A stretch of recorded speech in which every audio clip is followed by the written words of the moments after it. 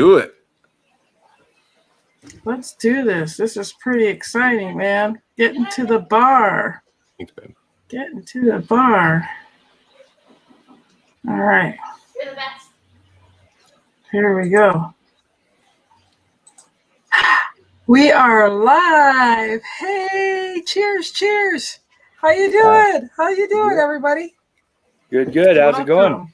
Welcome. We're doing good, Bubba. How you doing? I'm good. Thanks for coming to the bar. Bubba, I'm glad that you made us work and clean up, before we were able to have this shindig tonight. Thank you very much. Right. Well, everyone's got to put in their work. I better not have a bar tab by the end of the night. That's up to you. Hey. Can you hear that? Can you hear that? Let me see. Oh, shoot. Here we go. Hey, everybody. Thanks for being here. I hope you came with a drink in hand or Kool-Aid, coffee, whatever you want. We're here to have some good times. Just say, hey, hi. Who are you? What you're doing tonight. Who are you? Who are you? You're Brian, right? I'm Brian. Who are you? You're Bubba. I'm Bubba. Yeah, you're who? I am Bubba Bradley. So Bubba's just smiling because he hopes he's going ka-ching, ka-ching. Making that money. Look at hello. Sandra's here. Hello. Here's our Sandy. Hey, Sandy, we're glad you're here. Cheers to you. I got my little strawberry shortcake. Look at that strawberry shortcake. There we go. Can you see that? There we go. I got a little strawberry shortcake. That looks good. It is good. I'm sharing it out with a 10-pack. That's the Bubba special right there. You're sharing it out? Yeah, I'm sharing it Brian, you got this live on your page too? Not yet. Brian, you got it live on yours too? Not yet. I will. So Sandy, you are in Canada. We're glad you're here with us. What part of Canada? I'm glad you're planning a party with us for the next Ontario, I think it is. Oh, nice. I forget all of a sudden. Oh, shit. I'm going to share it on a page too. Yes, Sandy. Sandy, are you going to be brave and get a link to the backstage? Because I'm ready to send you one if you message me. We'd love to have you. Brian would love to finally meet you at the bar. Absolutely. That would be cool. We got snacks. We got Bubba. Yeah. We got, at least the kegs aren't empty or filled with, fizz. We're good. Here's how much of a drinker I was back in the day. I was doing a show at a comedy club in Sioux Falls, South Dakota. And it was it was probably like 3 weeks after St. Patty's Day. And the owner of the bar, and I had no money and I like to drink. She's like, hey, I got this keg of beer. It's green. She's like, do you want it? I'll give you as much as you want. I'm like, okay. I'm like, how old is it? She's like, I don't know. I'm like, okay, let's do it. And then I drank this green beer that was like 3 months old or weeks. I don't know. Either way, it's something I shouldn't have put in my body. So, Ottawa, Ontario. Did you freak out when you went to potty? Oh, no. No more than usual. There. It probably removed like bubble yum that you swallowed back from grade school. From a long time ago. All right. I'm going to make a drink. Did it even taste good? No. It tasted like dish soap. Dish soap? Yeah. But it was. Is this? Now that's the good stuff right there. I got some right here. Pinnacle, you got it? That's all right. And I could never say it was. Go ahead. Pinnacle? Pinnacle. I was calling it pinnacle. And oh yeah, no, that's not I don't know. So I'm gonna make the whipped Aloha, guys. So if you guys are watching here, boom, strawberries, and we're gonna muddle. Muddle. All right, Lynn. So here's muddling. Remember I didn't even know what that was. Yes. It's fancy for crushing. Well, I went across the bar when Bubba wasn't looking, and look, I took some strawberries from the back of the bar. But that's not muddle. That's not muddling. And there's no fresh strawberries, but I'm saying I went ahead and oh wow. Yeah, I had no idea what the heck he was talking about, Richard. All right. I'm gonna tell you. Boom.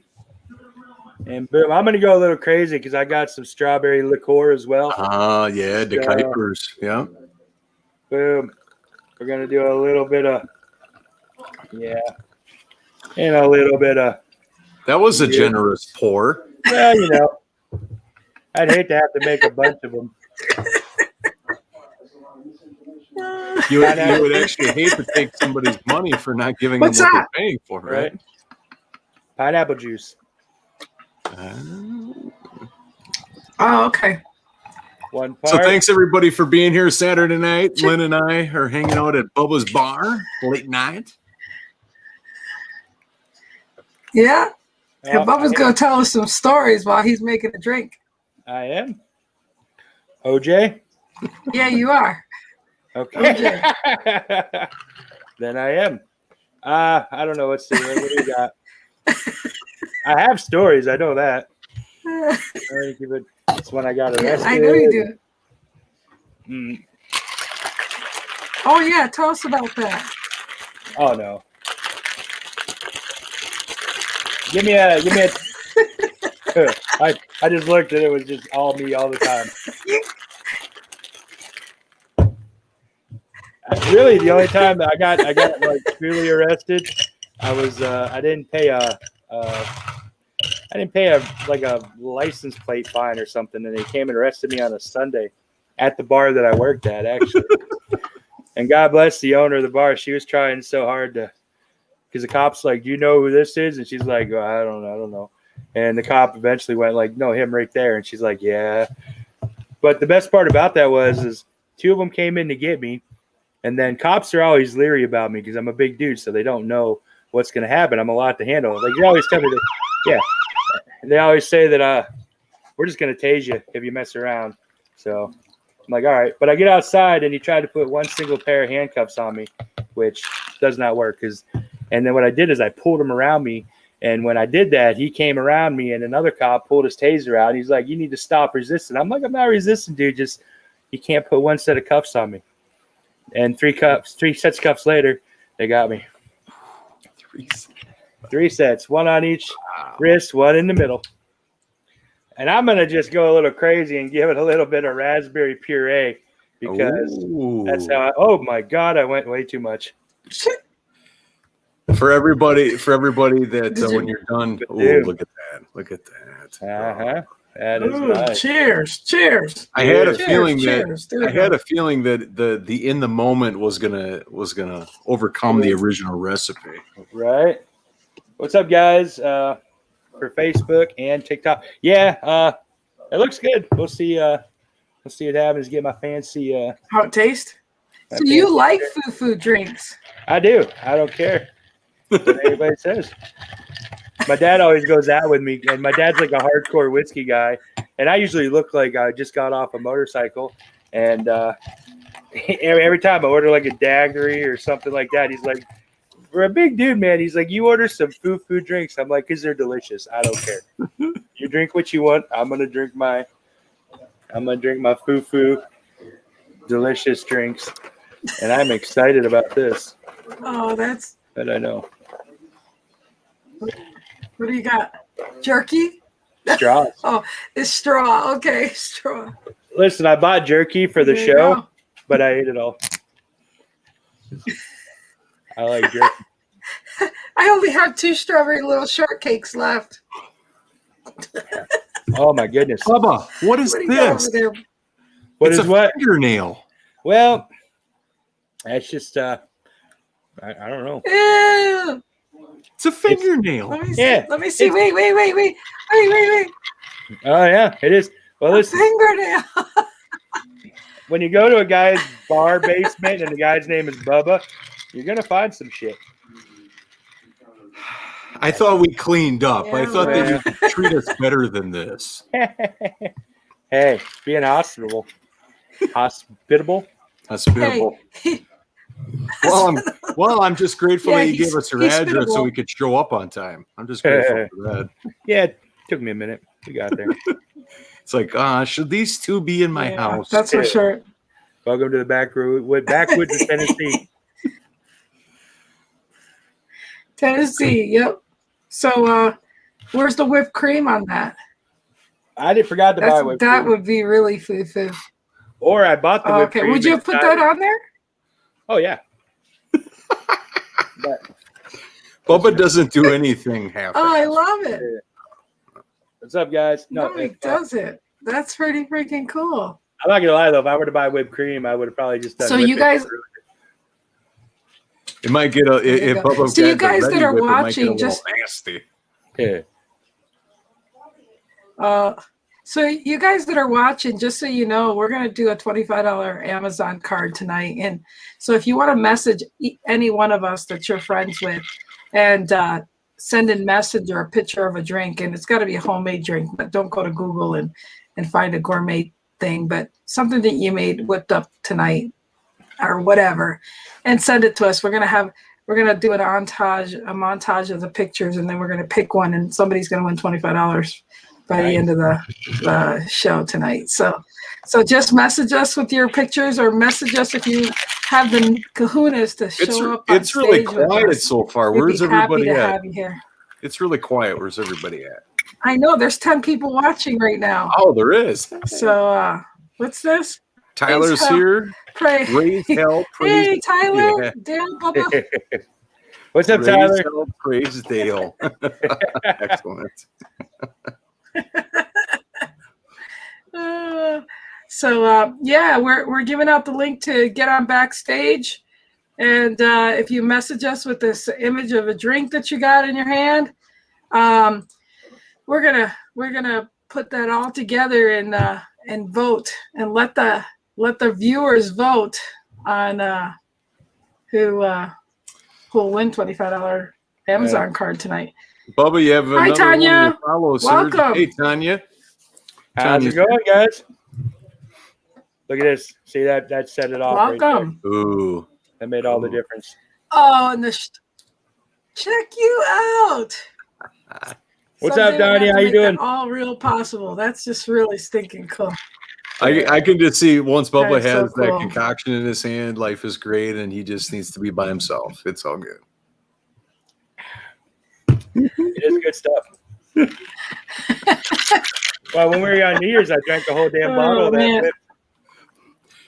Yeah, it was kind of funny. It was kind of funny because I tuned off of the New Year's show, and then we had our first show together, Lynn and I, the day after. And what's up, Anna Marie? Oh yeah, your first show that was a lot of fun. I went through and didn't even realize it. I'm like, I might be drunk. And I was right. Did you, how many, what was that, a 175 or was it a 750 or what? A what? Oh, 375. Okay. But that's just what I have here. Oh, yeah, the Big Daddy. This one here, I don't even know what the hell it is. It's a lot. Well, I have this size. Yeah. Yeah, it's cute, Lynn. Hey, Mamie. Did that? So How it sounds like that. Hey, Lord. Go ahead, Lynn. Go ahead. What's up, April? Oh, it's okay. Hi, April. Hey, April. So, Bubba, you're gonna start your podcast next month, right? I am. I'm getting geared up, trying to book in some guests. Nice. So we're gonna go live from Bubba's bar, just like this. I know. I'm excited for it. It's been a minute. My other podcast did really well. I'm super excited for you. I am too. It's gonna be fun. It's gonna be fun. That's awesome. We're gonna get you warmed up for Bubba's bar. So we should the stories for the people that are watching. We should give them a drinking game. Let's do it. So something like you guys up for a drinking game? When something is said or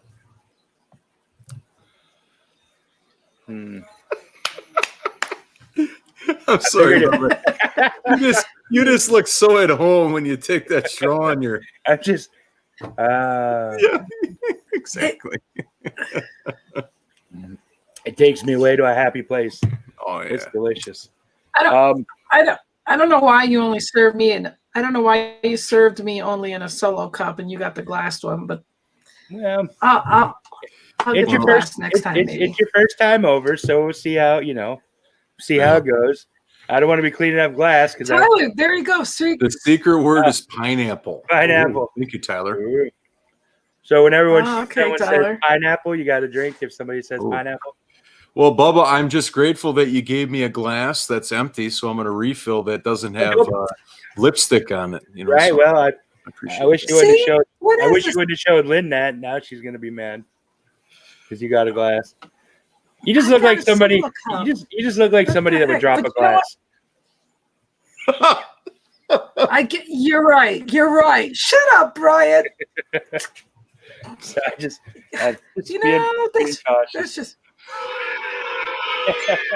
just boo. Lynn, there is a reason why I'm not sitting next to you at the bar because you drop things. I bet you dropped that fingernail. Absolutely. Maybe that's Lynn's fingernail. Mm-hmm. What? That is not my fingernail. What are you talking about? I don't know. Shoot. Yeah. All my fingernails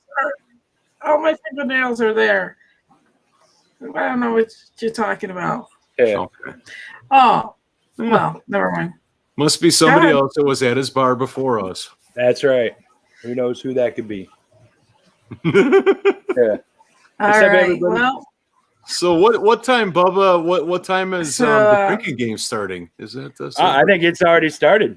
Is it? Okay. Yeah, I like the pineapple thing. Yeah. Whenever trying to think of something that I would say a lot subconsciously. Well, I don't know, but I got some pineapple juice here. Oh, yeah. I got some pineapple juice over here. Take a drink. Take a drink. You know what that means. All right. There goes half the glass. Oh, who just opened up a class? Here we go. Oh. Brian, I heard that. It's so effervescent. You still pouring? It's so effervescent. Right? Sounds so busy. Oh my goodness. So fancy. Yeah. Yeah, but you got the glass and I got the freaking solo cup. Well, there's a reason. I ain't gonna get off that solo cup anytime soon. There's a reason why we have identified what it is. Yeah. Yeah, I get it, guys. I get it. Oh, what was that? Feedback? I don't know what it was. I was messing with my mic. Do we still have you? Can you hear me? Oh, yes. Okay. Yep, I can hear you. Okay. All right, so Bubba, tell us your wildest story on the road. Ooh. Oh, wait. I got a Canadian joke here. What did the scarf say? What did the scarf say to the hat? Where have you been all my life? I don't know. Do you guys know? What's your guess? This answer may be different in every province of Canada. Right? It varies. This joke in Saskatoon is way different. Ontario, to British Columbia. You go ahead and I'll hang around. Oh. Way to go, Sandy. Way to go. Pineapple. Well, one of my favorite jokes is my my God. Oh, pineapple. I got you here.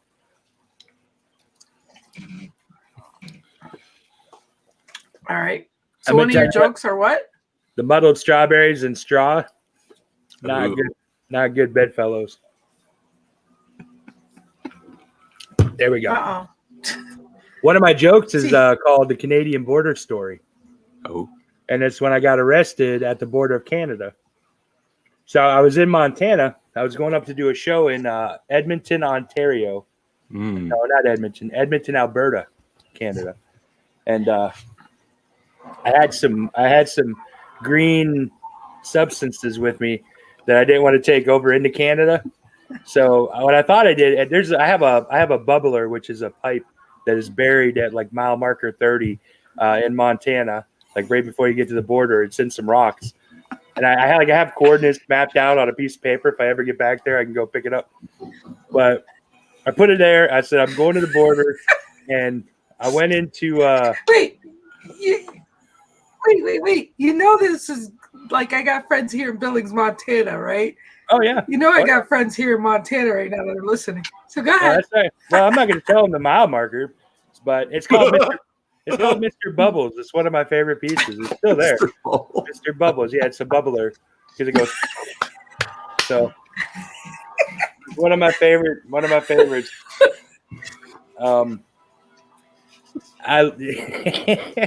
So I'm going to Canada. I went into Regina. Okay, that's the border. It's called Regina, Canada. Yeah, and there was nobody there. They stopped me, and the dude's like, "What are you doing?" I said, "Well, I'm doing true, shows." Brian. It is Regina. Oh yeah, right into the Regina, and so I get to the border, and the guard comes up. But I was being a smartass. He's not making it up. Really not. But the guard comes up to my window, and I was stoned. I'm not gonna lie, because I wanted to smoke everything I had before I got to the border. But I didn't want to waste it. Like I could leave the pipe, but I didn't want to waste the weed. And so I'm looking at him, and he looks at me, and he's asking me these questions, and he's like, "You have anything in your car we should know about?" And I'm a smartass, so I go, "Yeah, I got some Mexicans and cocaine in my trunk." Okay. And I swear to God, I'm not making this up. He bent down, he looked at me, and he goes, "You got Mexicans?" And I was like, "Holy shit! They really don't want cocaine or Mexicans in Canada." He didn't say one word about cocaine at all. He just said, "You got it." But I'm wearing a shirt that says, "God made pot, man made beer. Who do you trust?" So I'm a stoned kid at a border crossing wearing a shirt that has that on it. So he just looks at me. He's like, "Pull your car over here," and I'm like, "All right." He's like, "You got any weed in your car?" And I'm like, "Nope." I'm like, "I already looked. You feel free to check it out." I didn't think I had anything in there. Turns out they found some weed in my car. And he's like, he came back. He's like, "I found this in your car." And I'm like, ah. So they put me in handcuffs. They're sitting me there. Pretty much. They put me there. I'm sitting there, and I'm asking them. I was already there for an hour. I'm like, "What's going to happen to me?" And the guy literally goes to me. He's like, "Either we're going to arrest you or let you go." And I was like, "Okay." I'm like, "Hey, I didn't realize those are my options, dude. Like, this is not I just figured that's where it was going." But they searched my car. He ended up finding a combo in my car that he thought was paraphernalia. So, because he's like, "I found some in your car. It looks like a plug. What does it go to?" I'm like, "I don't know what you're talking about, man." He's like, "Well, it looks like a cork. What does it plug up? Is it like a vial?" I'm like, I said, "You got to show me, and I'll tell you what it is." And he was so proud when he came in. He's like, "What is this right here?" And I go, I'm like, "That's a combo, dude. That's a delicious cheese-filled pretzel." They held me for 4 hours, and then he just let me go. So I guess he wasn't lying. He's like, "You can go," and I'm like, "Where?" I'm like, "Can I go to Canada?" He's like, "Yeah, go ahead." I'm like, "All right, then. Fair enough." He's like, "Have fun." I'm like, "Okay." That's 4 hours of my day. But yeah, so that's how not to go through a Canadian border, just so. You know. So that's how you started out your show, right? Talk about how welcoming they were over there. Oh, Canada's amazing. I love Canada. They're very I like Calgary. Calgary. Hey, Bubba, one question. How are the pineapples in Canada? Well, the pineapples don't grow real well because it's cold as shit. Unless you're in Saskatchewan. That's right. Or Saskatoon. Mm. Would you like a fun fact about a pineapple? Yes, please. Fun fact about a pineapple. Yeah, sure. A pineapple grows on a single bush, and it takes 18 months. So just remember that next time you eat one. It took almost 2 years for that thing to grow. Oh. So you can put it on ham and make delicious drinks out of it. You had my mind on one of the other words that you used, and now I'm coming. Now I'm present. Okay. Hi, Gabe.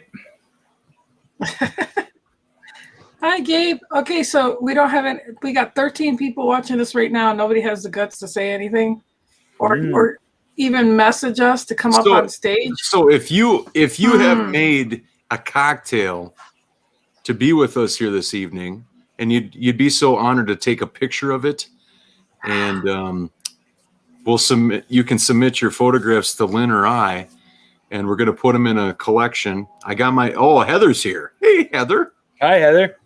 Or by the way, okay, so Bubba. Hey, Heather. Heather was with us on, I don't know if she was with us on Friday, but she was on Thursday, and she was actually going to go to the grocery store with her 11-year-old son, and he was going to do the shopping in anticipation of tonight. So she was going to make a virgin cocktail with orange juice and the pineapple juice. And so there's a story in there. I know there is, from her son. Yeah. So Heather, come on down, buddy. So Heather, let us know. Yeah. Yeah. And Gabe, Heather, let us know if you made that concoction. That's my bring it on. Gabe is?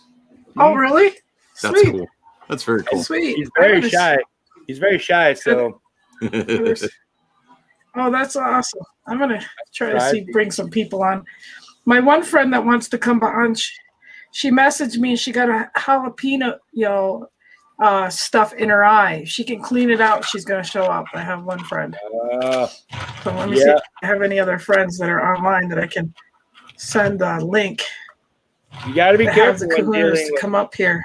When dealing with peppers, because I was chopping up habaneros for a friend of mine. We were cooking, and I went to the restroom and I did not wash my hands. And 5 minutes later, let's just say I had a part of my body in a glass of milk. Woo! Because we Googled what we could do. No, Bubba, are you normally a hot food type person or no? No. Every now and again. I mean, I am, but my body's not. Okay. I guess is the best way. Like, I love Come it, but and be live on stage with us. So you try to fool your body and you end up losing. Every time.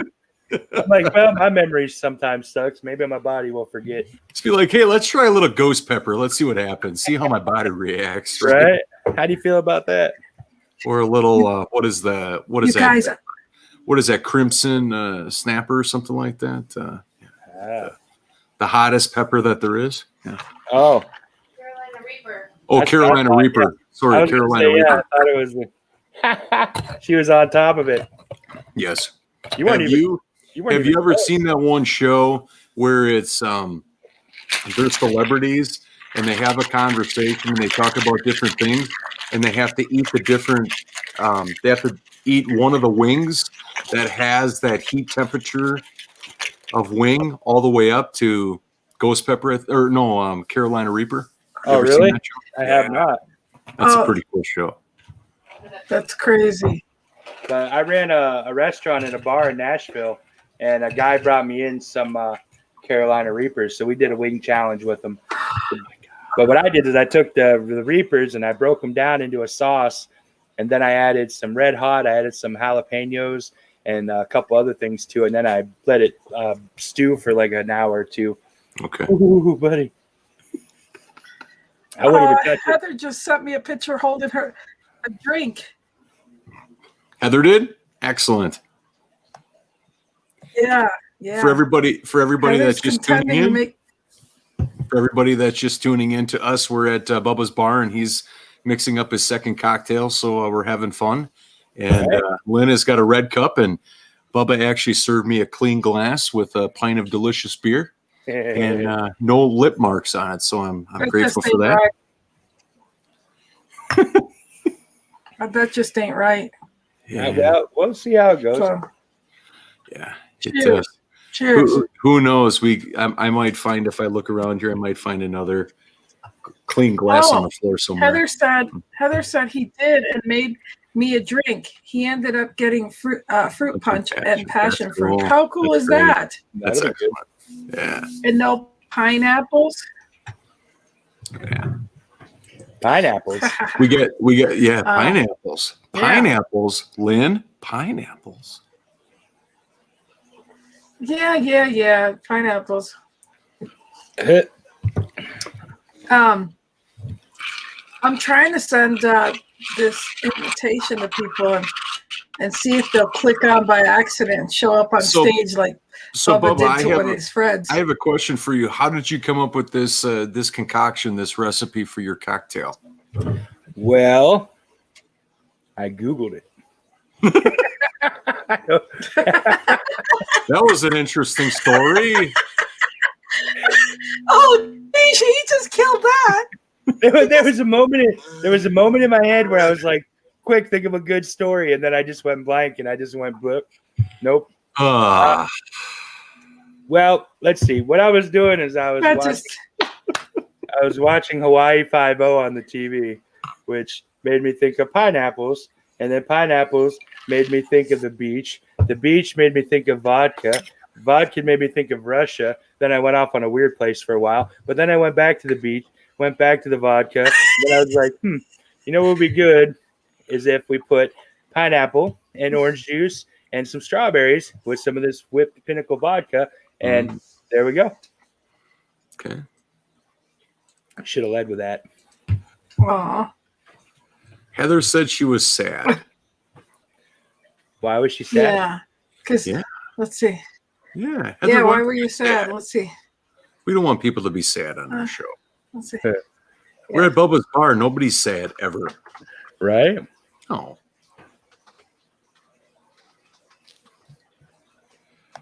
So, Bubba, what happened to the jukebox over in the corner? What happened with that? It looks like there's a story there. Well, yeah. It's going to be better than the Google story. That's for sure. I'd hope so. It's your jukebox.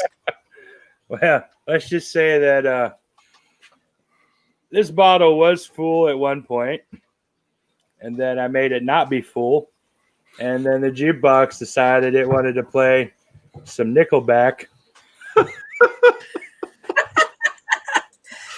We had an issue. Is that another reference to Canadians or just no?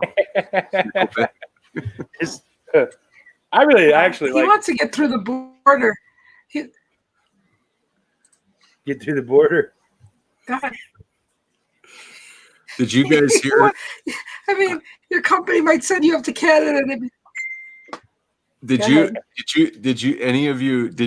anybody that's listening hear of if there was a period of time in Canada that if you were arrested, that I've heard that they would actually play Nickelback at the loudest possible decibel level they could in punishment to get you before they booked you in Canada? That would do it, depending on the song. Well, I did that in my I did that. Oh man. I did that in my joke because they're like the guard asked me, he was like, when I was arrested in Canada, he's like, do you want us to contact your embassy and let them know we have you detained up here in Canada? And I just laughed because I'm like, I'm in Canada. What are you going to do? Are you going to torture me? Are you going to make me listen to Celine Dion for 7 hours? You gonna beat me with a maple leaf? A maple leaf? He's like, you gonna waterboard me with maple syrup? That sounds delicious. Are you gonna give me a hockey stick and show me how to play hockey? Right? Yeah.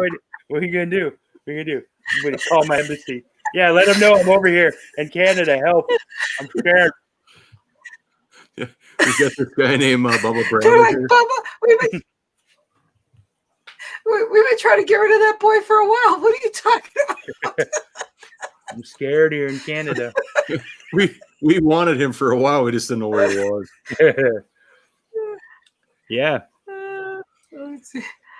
Hi, James. Nice to meet you. Yeah, James. James made it here. What's up, James?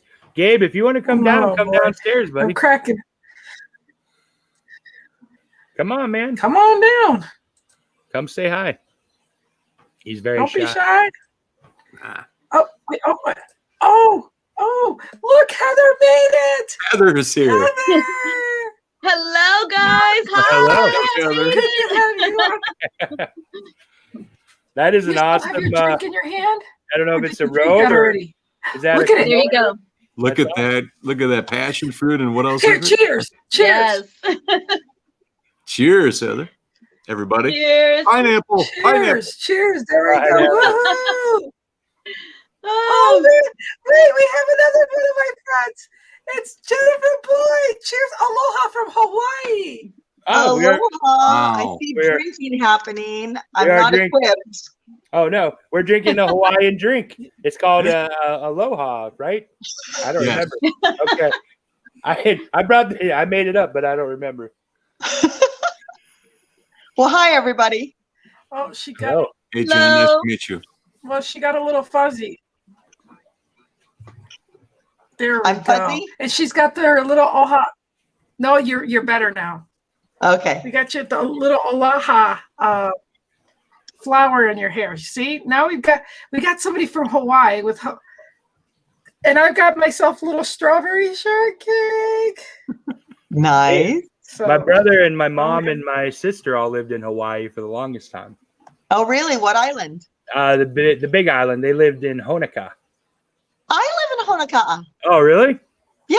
That's awesome. Yeah, they live in because what was the big city that's close that you would fly into? Kona Yeah, no, is it Kona? Maybe. or Hilo? Hilo. That was it. Yeah, Hilo. My brother worked at a resort there. He loved it. Yeah, it's pretty awesome. There was a big resort. I don't know what but I told them about pineapples and how they grow on a single bush and it takes 18 months. It takes forever to grow a pineapple. That's right. So, And people think they grow on trees, That's right. It's a heavy which I thought is funny, but I didn't know any better either. right? Well, that's They scary. don't grow on trees? No, bushes. They grow on a bush.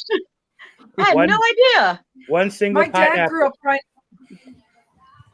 Yep, my dad grew What'd up you say, pineapple in Bubba? That's Florida. one heavy It was ass so fruit. cute. That would be scary. Like if you're walking under an apple tree, an apple hits you in the head. That's one thing. But if you're walking under a pineapple tree and that son of a bitch comes down on you, that's gonna be that's not a good day.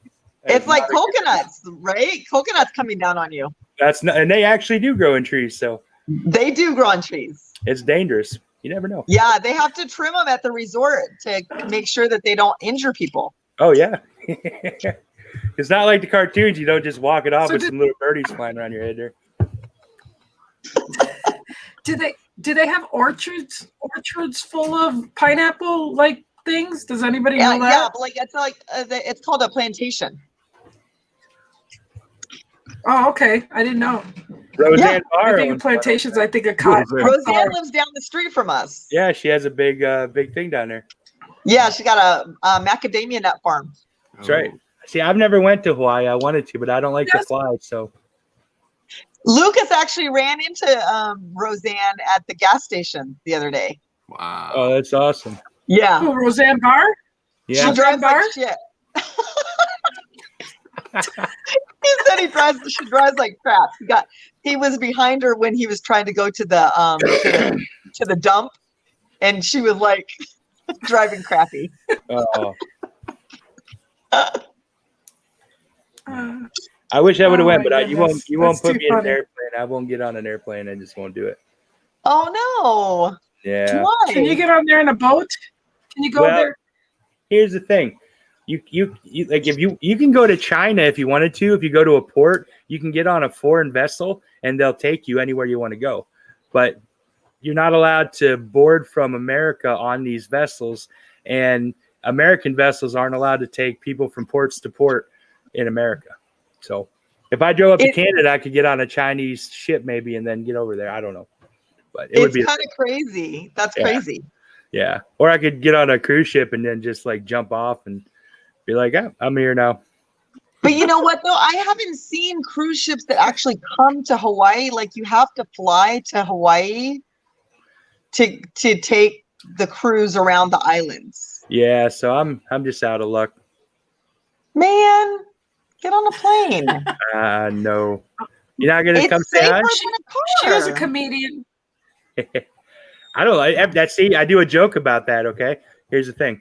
Everyone tells me they're like flying is safer than driving, and I said it's bullshit. And I said, you know how I know that's bullshit is because you remember that plane that went down in the Hudson, right? The plane that crashed in the Hudson, Right. Sully. right. Yeah, that plane hit a goose and it crashed. Okay, I was going to a show. I hit a deer, still freaking made it the whole way. So That's all. Just I say, tell me that's safer. Yeah, well, But maybe one day. I don't know. You have to Mr. T me. Oh boy. hey. Well, Is you know, that I think Heather- Lynn and I should go. So Heather- Lynn and I should go get Bubba. We'll get Bubba and we'll come visit Jen. There you go. sounds And we'll bring good, Brian you with guys. us. Right. That's right. Well, you guys Mr. T him, and then you guys can Yeah. all come. That's right. Yeah. We'll give him a good foo-foo drink. Yeah, that's a good idea until you And have he won't even 350 pounds of limpness trying to drag around somewhere. He's not going to work. Like, yeah. Well, Somebody just needs to make sure we have a furniture dolly. yeah, that's what you need. Yeah. I guess we can't do like the weekends at Bernie, right? No. That's why I don't get drunk in public. I won't. I refuse to get drunk in public because if you ever see people getting drunk, if one of the people falls out, they all gather around and help them out. If I fall out, they're just going to look at me and be like, well, yep, you live here now. And that's it. They're not carrying me anywhere. I'm just there. They're like, I hope you're all right. It's been fun. Put a wet floor sign in front of you. So Yeah, people it's walk something. around. Yeah, caution tape. Just nope. He's here I'm in it for the long run. Bubba, if you fall tonight, Lynn and I will pick you up. That's fine. I appreciate that. If I fall tonight, I'm in my basement. I'll be all right. We're just trying to do Oh, our my good deed goodness. every day. That's all we're trying to Right. do today. Do what you can. Absolutely. So Heather, what did you put in there? Your drink now? Yeah. It looks good. So Bubba gave he you a glass. He gave you the biggest glass. He did. Well, it's for my daughter's graduation because I don't have anything fancy. So he just put some fruit juice, and he said he opened up his Minecraft recipe book and he said, "Mama," he goes, "I'm gonna make you a drink." And so he put his fruit juice and the passion fruit to make it kind of pinkish, Nice. truthfully looking. Looks good. That Heather, sounds I love delicious. it. Tell us about the grocery store does. experience yesterday, Heather. Oh my gosh, that was a disaster. So we went in there and he's looking at all these things. And I told him he had to make me a drink. And we go in and he's looking at all the fruits, thinking that I'm going to squeeze these for him so then he can make me a drink. And I'm like, no. That's not happening. We need to just go and get a carton of something so then you can do it. This boy was a mess. He was been bananas and I think they had like actual passion fruit. He had a dragon fruit. It was, oh my gosh, it was a hot mess. This boy was crazy. Yes, but it was fun. Good. That's sweet. Oh, what do we got here? Charles is here. Just an Somebody umbrella said in just it and put all an is umbrella good. in it and it's all good. Absolutely. Maybe a little Amen. star fruit if you want to get fancy, a little star fruit, you know. Hey, Charles, you want to come in here with us? It was good. I'd be happy to send you the link. Come on, the more the merrier. We'll see how many we can Absolutely. get on here tonight. Don't be shy, Charles. I jumped on No. here. Right. Hi, Grammy. I see you. Hey, Bubba, I'm It's glad that great. you have Boy. extra bar stools. I'm glad you got extra bar stools here. I do. I got plenty for everyone. Mm-hmm. Yeah. That's how we do it. So Jen used to be a comedian back in the day. So Jen, tell us one of the things you used to talk about when you did stand up. You know, I'm just not there anymore. I'm such a different person now than I was back then. Okay, so, but what did you used to talk? Okay, so what did you used to talk about? just my life, my kids, Yeah. growing up biracial. So one of the things that I used to joke about was growing up, biracial, and the idea that my mom, didn't really know how to cook. My mom's white and my dad's black, and we used to do a lot of hamburger helper sort of things, And so being biracial, I just figured, maybe it would be like chitlin helper or something like that. That I would need to do those sorts of things. So, I used to talk about things like that. I used to talk about my kids. I used to talk about being like a lesbian, and at that stage in my life, like I'm a whole nother person. So I watch my old stuff and I cringe. So But you know what? That's what's great. Yeah, but you know what? That's what's great about life. You can create yourself every day. You have the right to be who you want right now. You know, that's true. And for you to be vulnerable, right now to share what you used to talk about as compared to now. I mean, I thank you for sharing that. That it doesn't change that we love you or who you are. It's just the experiences you had. So that's really cool that you can own up to it and say, hey, that was then, this is now. That's great. Yeah, now I feel way less funny. Yeah. Less funny. How would I get sound back, Nash? Like if I want sound to come over. So what do you want? There? Yeah. So what do you say now? Oh, so now I went ahead and got married, and that's the end. I mean, well, I don't know. I mean, it's not boring. Honestly, when I was doing comedy, it was an escape for me because, like, my life was kind of, I don't know, felt like a hot mess. And now that I feel content in where I am in my life, like, I don't know. Comedy just is, it's not almost like it's not enough anymore, you know? Mm-hmm. So that's why I don't do it. And now it's like, how I invest my time to serve others, it's just in a different format. You know what I mean? Mm-hmm. Yeah, I gotcha. Mark Gasser, greetings. Yeah, thanks for now being it's here, time Mark. to be real and raw and resilient. Hey, we can send you the link and you can come up and say hi. Yeah, Mark, join us from Peachtree Corners. Come on, Mark. Come on. Peachtree Corners. Come on. I'm gonna send it. Come on, message me. I'm gonna message him. Hey, Bubba, he's close to all of us right now. You know, being in your bar, he's in Georgia. Mark. Let's see if he messages me. Can't hear you, Bubba. Yeah. Did Bubba mute himself? What do you want to make a bet? He's just mouthing stuff. He's saying something. I know he's Lynn, can you hear that? Can you hear what he's saying? I can't hear him. I'm just messing with you. I can't hear him either. I was just moving my mouth. Yeah, I know. Yeah, he's messing with us too. Let's see. Well, we heard that. That was a really good one. The burp, yeah. Oh.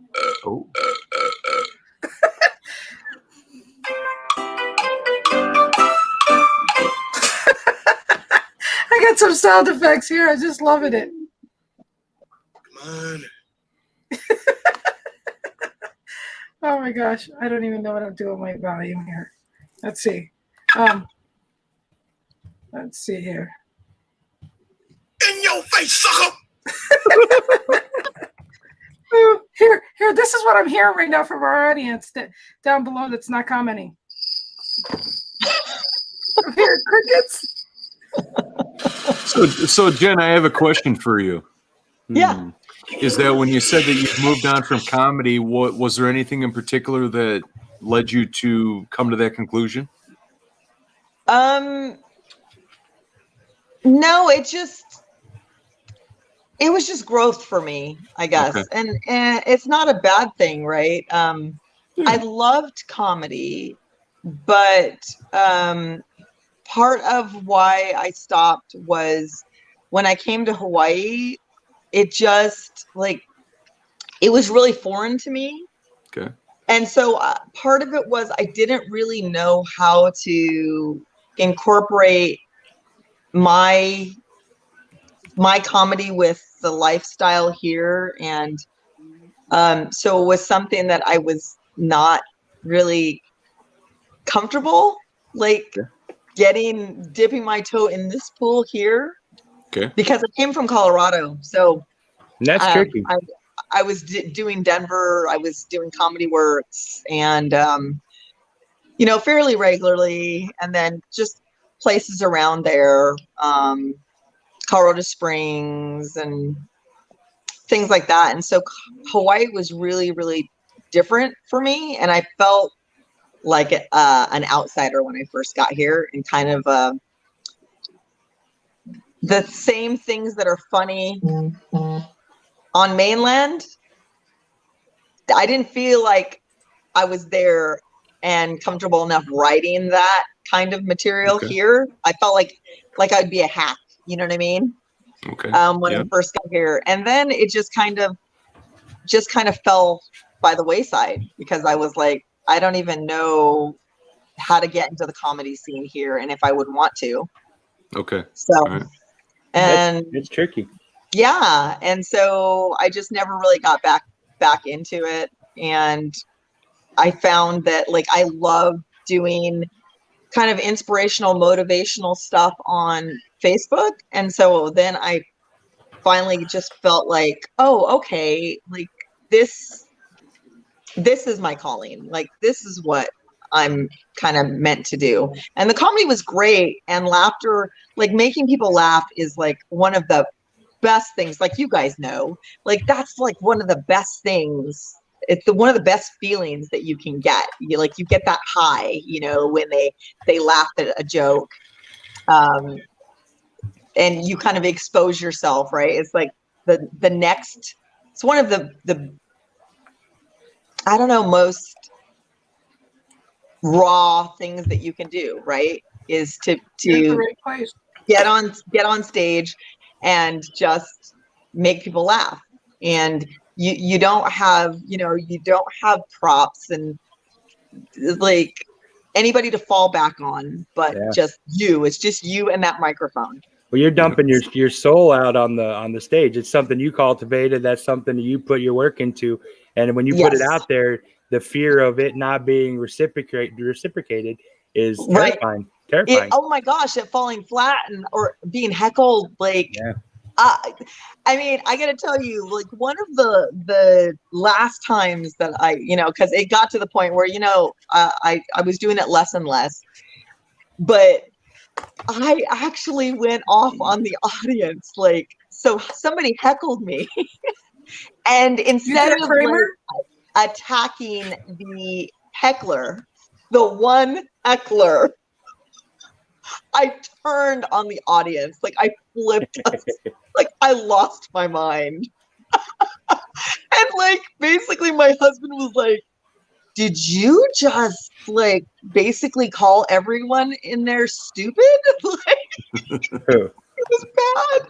And then I felt awful. Like I got off stage and was literally in tears. And I was like, wow, that, I don't know. I like, because you put yourself out there, and like when it falls flat or somebody comes at you and attacks you, and you do feel attacked. Like I get dealing with hecklers, but people don't realize like that is like hard, and that is such a skill. Like anybody who can handle hecklers, like more power to you. That's like that always just broke me down. That's one of my favorite things, because I like being quick and I like being in the moment. So I get a lot of the hardest thing in comedy for me to get over was the silence. Not even if I wasn't being funny, or even if I was having a good show. I think most comics fear that. They just constantly talk. They're afraid to take a breath because they're afraid of the silence that comes in between. But somebody told me, he's like, listen, he's like, that's how you know if you have an audience. He said, if they're being quiet, you have them. If you stop talking and hear nothing, that is a good sign. They're paying attention to you. They're listening. Yeah, they're listening. If they're talking, then so I would do that, and I would come to embrace. Like I got this from another comic, but I sat down on a stool and I just looked at the audience, and they're just looking at me, and I didn't say anything for like 30 seconds. And then I'm like, what, you don't take a break at your job? I'm like, give me a minute, and they just kind of laughed. But it was just the awkward of me staring at them for all that time, and they're just like, and they were waiting. That was awesome. And it took me a long time to get there, but once I got there, it was like, okay, I got you. I love that. That's awesome. What, you don't take a break at your job? Yeah, you get a break. I get a break. We're gonna chill. I gotta be up here for an hour. That's cool. So Bubba, tell everybody your number one heckling story. Oh, My favorite one was the bachelorette party, and it was in Idaho Falls, Idaho. For whatever reason, I was there, but it was like one of the first clubs I came up in, and it was like a drunk. I got drunk because they gave me a bar tab, and this is when I was drinking heavily. But there was a bachelorette party sitting right in front of me. There were 6 girls. There was like 4 that were kind of looking at me, and 2 like sat with their backs to me the whole time, and they were talking. And when a bachelorette party comes to a comedy show, they want it to be about them anyway, so it's already tricky. It's their night. Go somewhere else. You know, if you want to, just go anywhere else. Don't go. If you're in a bachelorette party, don't go to a comedy show. If anybody's watching, that is my advice, because we hate it. But the 2 girls that were talking just wouldn't stop, and I'm like, ladies. Finally, I just said, hey. I said, listen. I said, you're pretty girls, and there's a lot of situations where I'd love to stare at the back of your head, but my show's not one of them. Shut up. And they got mad and left, but Well, there you go. Problem I was like, solved. yeah, I had enough. I was like, come on. I was like, just shh. So I want to ask a question to Heather. Heather, so is this the first time you've actually been on a live? Yes, actually it is. I told you lives, even Facebook lives are my kryptonite. So, yeah, this was a miracle. I don't know if it'll ever happen again, but Oh, that's fun. What I love your shirt. What is it? Is it a shirt? Is it like a komodo? Is it a? It's a caftan. So yeah, it's called beautiful. a caftan. So thank you. Yeah, it is very Thank pretty. you. It's my pajamas. Oh, nice. It looks soft and silky. Thank looks you. It is. comfortable. It's very nice. I love it. Very comfortable. Heather, that drink is amazing. Look at Brian's drink shirt. is I thought wonderful. it was really cool. Check out Brian's shirt. Yeah. Nice. I like Brian's shirt. I know, We but can at first, trade. We'll trade. You know what I said to him? I said, "Is that your pajamas?" What's up, Northern Redneck? All I can say is you don't want me to stand up right now. No, I mean, He's not wearing any pants. who wears pants? Who wears pants on a oh, On a I Zoom. have Come on pants now. on. I am Donald Duck in this very moment. I don't know why you would. Oh my goodness. Ridiculous. I got a shirt. You're good. I'm with you, Oh my Brian. goodness. I'm trying to unthink that. Okay. No. I plan New thought. I planted Oh the my seed. goodness. Let it We bloom. like to call that the Oh. live mullet. Business on top, naked on the bottom. There you go. Yeah. Business on top, party down below. You start with a mullet and then we go with that new thought. There we go. You know. Oh, my poor brain. Yeah. Heather's brain is hurting. Oh no. It is. Hopefully she can sleep. I she keep can saying, sleep don't go there. Don't go. Heather, it's called a Zoom mullet. That's what we'll call it. Oh man. Oh boy. It's where you wear a shirt but no pants. Yes, the way of the world. Oh man. Hey Bubba, Yeah. what does it take to get some bar service around here? I'd like another beer, please. Oh, this is self-serve, but Camera off. No. I said I don't have to go to the bathroom. I just want another beer. Okay. Oh, you sure? What's up, Because I think Gabriel? somebody's in there. I think somebody's in there. Yeah. hey, Brian. Oh my gosh, I like Lynn. Gabriel. Oh, Right. thank you. Brian, I gotta ask you a serious question though, right? Oh, So- serious. I don't like the sound of this. It's Well, serious. It's more of like a make you think question. So if you're at a bar that doesn't require pants, how good do you think the service could possibly be? Better than average. Could go either way. And the reason why I say that is because obviously I'm going to have 2 pairs of socks on and I'm going to have some very colorful boxers. Oh, yeah. Well, okay. So it's a fancy pantsless bar is what you're Fancy talking about. Absolutely. Boxers are good. Boxers are good. Okay. You get brownie points for the more colorful they are. We just my got to gosh, really. we had lost Jen. Oops. There I she hit is. button. Hey, I thought Jen. you Get away. Jen, now we're talking about colorful boxers. Welcome back to the party. Nice. But on Oh a my break God. note, I am going to go take a quick break. So I don't know if I All got right, a we'll mute see. or. All right, we'll see you in a minute. Okay. And actually, I'm gonna get ready to go because I think Okay. we're gonna go do some karaoke at our friend's little pub here in town. Nice. Oh, nice. If you go there, come back in and say hi real quick. Well, We'd if love you that guys, from Hawaii. how long are you here? Oh, well, about an hour. Until Bubba So- stops serving us. Yeah. You guys got to get out more. Well, it is the times that we're in now. I drove all this way, Jen. I'm going to stay here as long as it takes. I know you didn't Oh, drive Mr. any damn where. That's a nice backdrop, though. It's awesome. Yay! We have a special guest on. Mark's my here. goodness. Yes, we Hey, Mark. do. Hey, hello, ladies. Peachtree Hello, Corner. Peachiest place in. hello, Brian. in the Very world. nice to meet everybody. Well, bye, Bye, hi, Jen. Brian. Bye, Mark. You leaving? And Yeah, like I said, I gotta get ready to go. No, I'm gonna go do some karaoke. I think. Yeah. Okay. I'm gonna punch people with my voice. All right, Jen, I Tremendous. have one Okay, question yeah, for you. well- What is your go-to song for karaoke? What's my go-to song Yep. for karaoke? what do you say? Let's see. A long coat, short jacket. I Oh, think. by Cake. Long By coat, Cake. short By Cake. jacket. By Cake. Yeah. Yes. Good song. I love that song. Yeah, and then my Well, thank you for go-to coming on party here with song us. is problem. Baby Got Back. So there's that. Oh, there we go. Okay. Bye guys. Love it. Bye, Bye, Jen. love Bye. Have fun. you. So tell me about Mark. What's up? Welcome to Bubba's Bar. Bubba No, stepped I out. appreciate He it. to This take is a kind break. of a laid-back approach to conversing with people. You know, Mark, if you're wondering about the hygiene and the maintenance of the floor, we're working on that. Watch out for peanut shells and That's cool. yeah. Just watch out where you're walking. And Mark, Everything will meet be my okay. friend Heather. Hello. Me and my Hey, friend how Heather. you She's doing? never done a Facebook.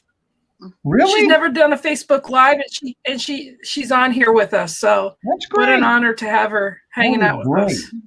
I don't know how Lynn convinced me to So do this. Well, you know what? At this point, you're probably going to win the $25 card because you sent me your little drink thing, and I haven't gotten any messages unless Brian's gotten messages of foo-foo drinks. So Oh, I have know, not my. got anything, I don't think. No. it'll be worth $25 Amazon card. When I figure out how to send it, you'll get it. Hey, I'll Oh, take So it. I'll have to get I'll your take it. email. There you Okay. go. Well, so there you go. And you see, you're among friends here, so you're going to be okay. I'm sorry what Bubba said might give you nightmares. I can't do nothing about that. But as far as surviving Facebook Live, yeah, we were talking, Mark, about being dressed on top, and I don't know how it went, but it was scarring Oh, wow. Heather's vision about Mm. boxers or something. Being dressed So on top. so we were tell talking about everybody below where the you're at, screen. Mark. I am from Yeah. Peachtree Corners, Georgia. Peachtree Corners, Georgia.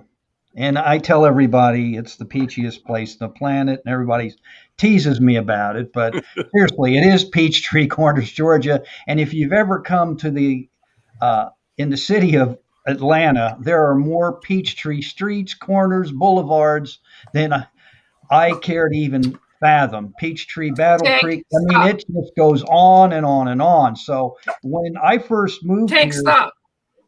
it was tough to figure out where you were at, from street to boulevard to corners to, oh man, like downtown. You just can't say take Peachtree because then it's like, okay, which one? It's wild stuff. I mean, and I used to have to go back and forth out here in the Stop, Tank. board downtown. So it was pretty wild. I'm glad I'm not doing that So a guy anymore. saying it's peachy all the time. Yes. Yeah. You're I mean, saying peachy. yeah. It's But I catchy. said it's the Peachy's peachiest catchy. place on the planet, so I tease everybody about it. And people that are around here, have seen me. It's kind of weird, Brian, I'm from a small area out here in the burbs, so they'll say, hey, you're that dude that gets on there and acts like a maniac. I'm like, yeah, it's me. But I think sometimes I may scare people off So about coming on board, but really I like having fun and being in the business world. All I'm going to say, and then I'll get real light and I, about it. I'm tired of dealing with phone calls and this, thus, and so at times. And this is so refreshing just to do this, just to sit here and thank you, converse. Tammy. Hi, Tammy. Yeah. Thanks for being here, Hi, Tammy. Tammy. Everybody say hi to Tammy. Thank you, Tammy, Hey, Mama. Bubba, Lynn, and the rest. That is my mama. That's me. Oh, that is your mama. Hi, Can we get Bubba's your mama mama. to come up here? Hey, Tammy, Bubba's mama. Bubba, can you get your mama on here? If she wants to. Yeah, send her the link, please. All right. His Oh, my mom goodness. is so cool, Mark. His mom is really, really cool. I think she's 17 years older than Bubba. Wow. And so they Yeah. kind of grew up together, and Wow. they have an amazing relationship, and it's a great story. And Cool. not That's that I cool. mean, not that I mean to tell her story, but I think what's really cool is the fact that that she knew he was a comedian since he was 2 years old, but he actually he took a long route. And if you want to pick that up there from there, Bubba. You're on the show. Everyone can see and hear you. Who said I was on the phone? Well, I'm trying to do the thing. Oh, you're trying to send it to her? Okay, Yeah, awesome. yeah. So he's gonna try to get his mama on here. She looks too young to be having him as a son. She's Yeah. really, really cool. So Mark's message, you signed in as Mark's message. So does Mark have a message for us people that are having a little hot toddy tonight? Well, I'm having a libation. I'm not going to lie. I think it's good. Well, to what do you do that. got? Well, come on. What's your concoction, What do you Mark? What's your Well, you wanna know, know? what's your flavor? There you Is it Everclear? bloody mix. This is like Everclear. a blue moon concoction, I think. So please forgive me. Forgive Anybody out you. there, There's I'm teasing. But Moonshine. I'm kidding around. So it's I think every now and then you just got to relax. And, I know some people don't drink. I get that. And that's cool. But oh, good Lord, Lynn. We're going to be passing that around here. You could see how much I've drank, okay? Okay. That's how much I've drank. Right. And I've had enough. I mean, Take a bum. I Take a have bum. more orange juice and pineapple juice. And then when you hear pineapple, you're supposed to drink. So there you go, Oh, Mark. yeah. That was it. Pineapple. Cool. But, So yes, you came at the right place. You're at the right place. Yeah, well, I hopped in here and I saw you guys. I'm like, hey, I've heard about this show, so I'm going to check it out and see what's what and who's who. And, it looks like free form, and I Well, appreciate the format. Yeah, just a fun, chill, Here's welcome his to the bar, and drink away. And if anyone else, Tammy's what's here. up, Mama?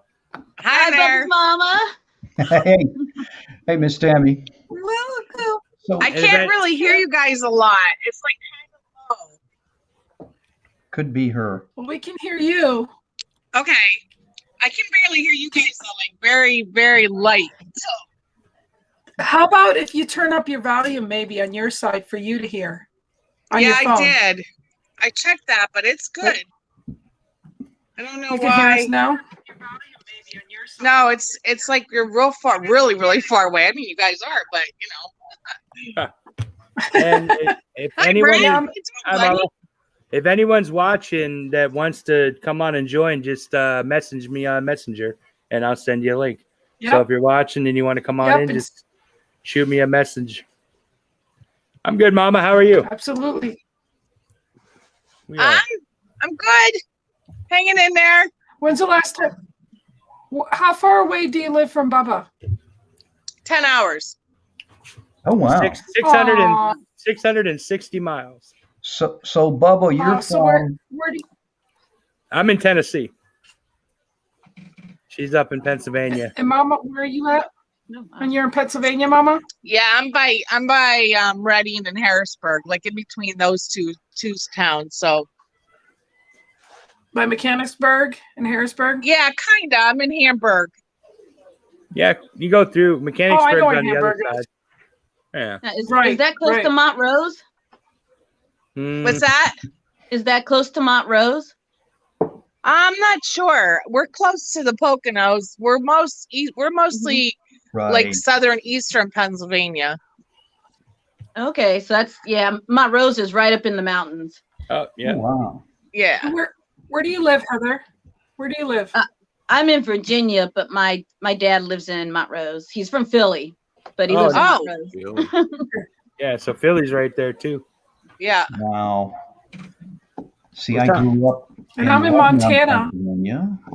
So What was that, Mark? Go ahead. Where I are grew you, up in Mark? Lebanon, Pennsylvania. There's a place, Lebanon, Pennsylvania. That's where Oh, I grew Lebanon. up. Oh, yes. Yeah. I know where that's at. Yeah. And Yep. small little town near Hershey, Harrisburg. You know, I know all that Yep. area real Yep. well, Central PA. And then Virginia, I lived in Winchester for quite some time. So, Wow. yeah. Okay. yeah. Very close to me, actually. Well, Yeah. Yeah, I I lived in stop in Syracuse, Winchester New all the York. time. Excuse me? yeah, I lived in Syracuse, New York, and I moved to Maryland. And wow. so Yeah. I would go through Mechanicsburg. I Right. used to go through Littletown, Gettysburg, and then go to Westminster, Maryland. And I lived right outside of Westminster, Maryland Right. for 2 years. But then I Right. worked in Fairfax, Virginia. So I had Oh, a yeah. 2-hour-one-way commute every day for 2 years. Wow, that is a drive, yes. And Yeah. and in Virginia, Crazy, and 2 Heather, beltways. it's changed so much that it's the suburb of DC. I mean, there are people. I have recently been through Winchester, and I understand there are people there that actually work in downtown DC. I guess I don't know. Some do, not everybody, but it's changed so much. Virginia's really grown. Yeah. It has all the parts have just really, really grown. I'm in All Yorktown, around us. and it's just Yes. just exploded. When I drive truck, I stop you're in York? Winchester a lot. Yorktown's cool. Yeah, yeah. Yorktown, that's where Utz Potato Chips live, or is there, right? No, you're Yes. thinking of Is that York, right? Pennsylvania, I think. Oh. Yeah. Okay, yeah. Never Yeah. mind. Virginia. Sorry, I told you I had a little drink. Yeah. York, PA is where they make the barbells. Yes, you are correct, sir. Oh, The weights. But I stop in Winchester all the time when I drive truck. There's a couple of pilots there. So that's a fun Right. little place. Right. And that place grew up too. I mean, my goodness, it's Mhm.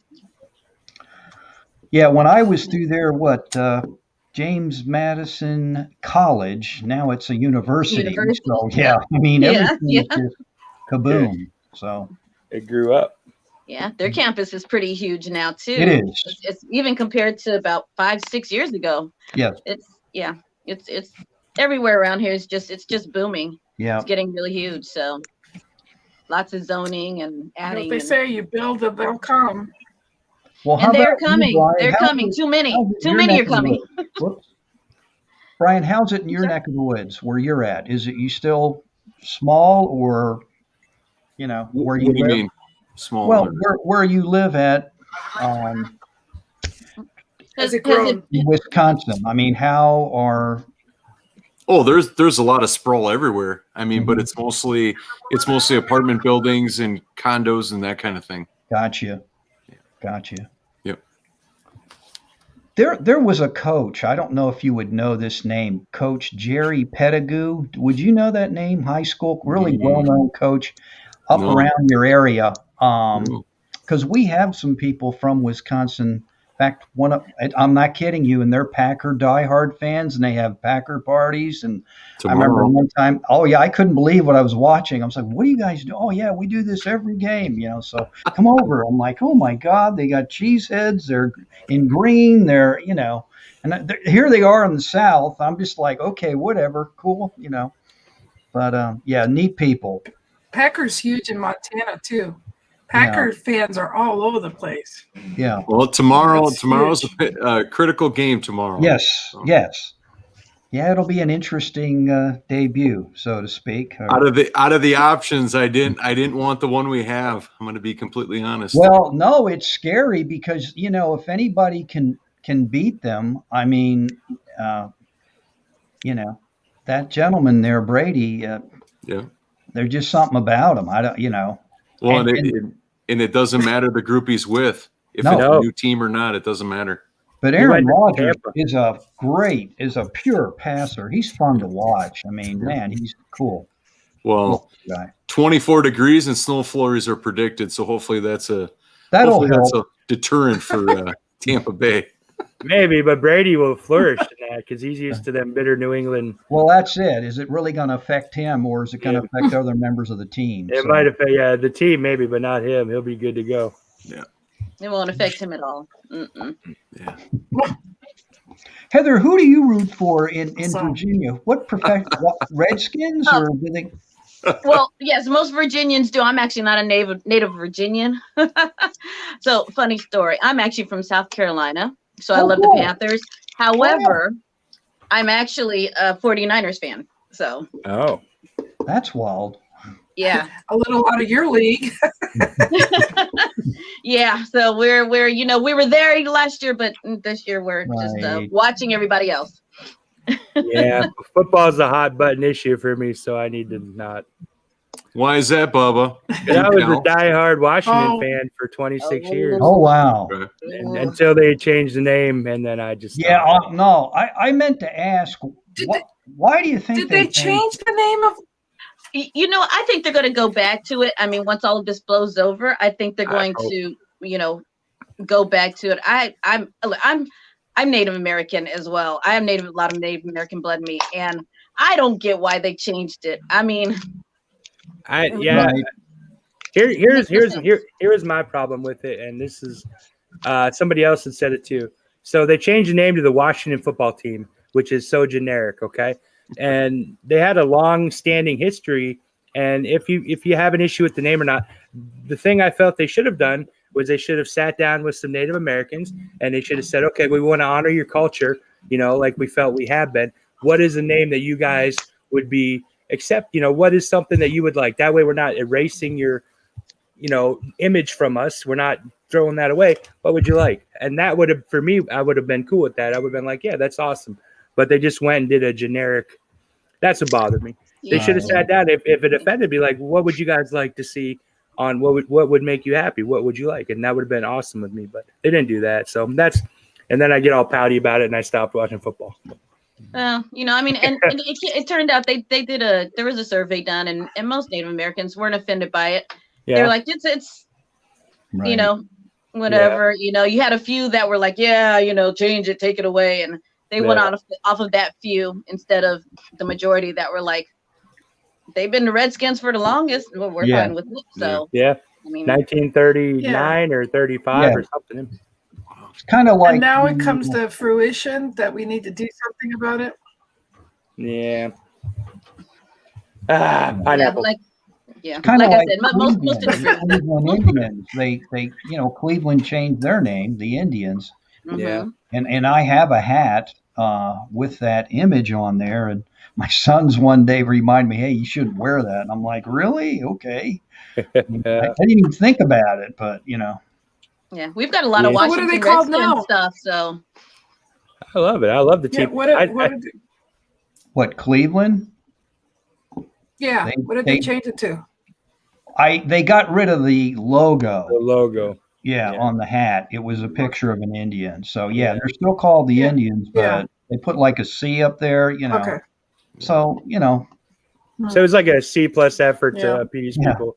Hey, maybe that's what Washington could have done, is gotten rid of the logo and just kept the name. I don't know. I don't know. I miss them not being called that. I catch myself. It's hard. Yeah. Washington Football Team. I'm like, what? I think almost everybody calls them the Redskins that have been watching it for a while. So I mean, it's so you can't change it. No, and they made the wild card this year, right? I think. Yep.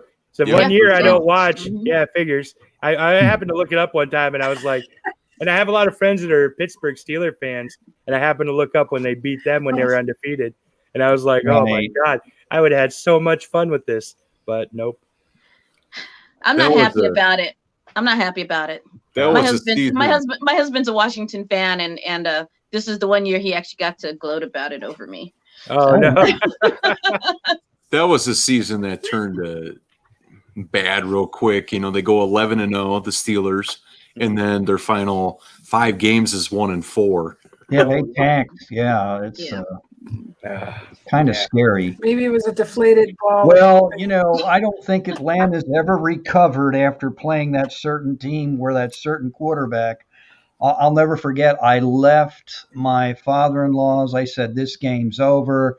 New England doesn't have it. I get home. They said, turn your TV on. You jinxed us.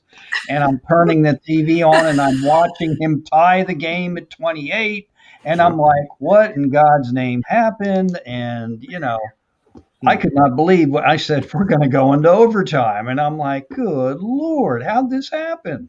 Yeah. I do like football. I love the Super Bowl when it's unpredicted, when there's, you know, I mean, right to the last couple seconds. I love that. That's right. That's how it should be. Yeah. So, Tammy, do you like? I love that you put Tammy Bubba's mom. Actually, I'm a big Washington fan. I think that's how Bubba got to be a Washington fan. I watched him since I was real young, and just always liked him. I didn't want to jump on the Pittsburgh Steelers bandwagon. Yeah, when I came in, the first year I watched the Washington play was the year they won the Super Bowl in '91 with Mark Rippon. That's the first year I watched them. I'm like, I love this team, and that was the last time they did anything, and that was '91. So what? Yeah, that's your fault. That might be 29 years ago. And Bubba, correct me if I'm wrong. Was he not part or all Native American, Mark Ripken? That I'm not sure. I'm not sure. I know the original coach back in the day was a Native American. Right. He brought a lot of natives to play on the team, and that's kind of where they threw around. And they're like, and there was a movie that was called The Redskins or something, and that's where they got the name from. So it was really to honor, but it was derogatory. I mean, it's so hard nowadays. It's sad that it has to be like that, but I don't know. It bums me out. I pout about it all the time. I'm like, remember when I used to like football? I remember. Yeah. Well, and you know, Brad, that year that Washington won the Super Bowl, they played the Buffalo Bills that year. Remember, it fell right on my birthday. Yeah, it was January 26th. Yeah. It was a birthday. It was Buffalo's second attempt at a Super Bowl. Yeah. I believe it was their 4th time against the NFC East. Yeah, it was.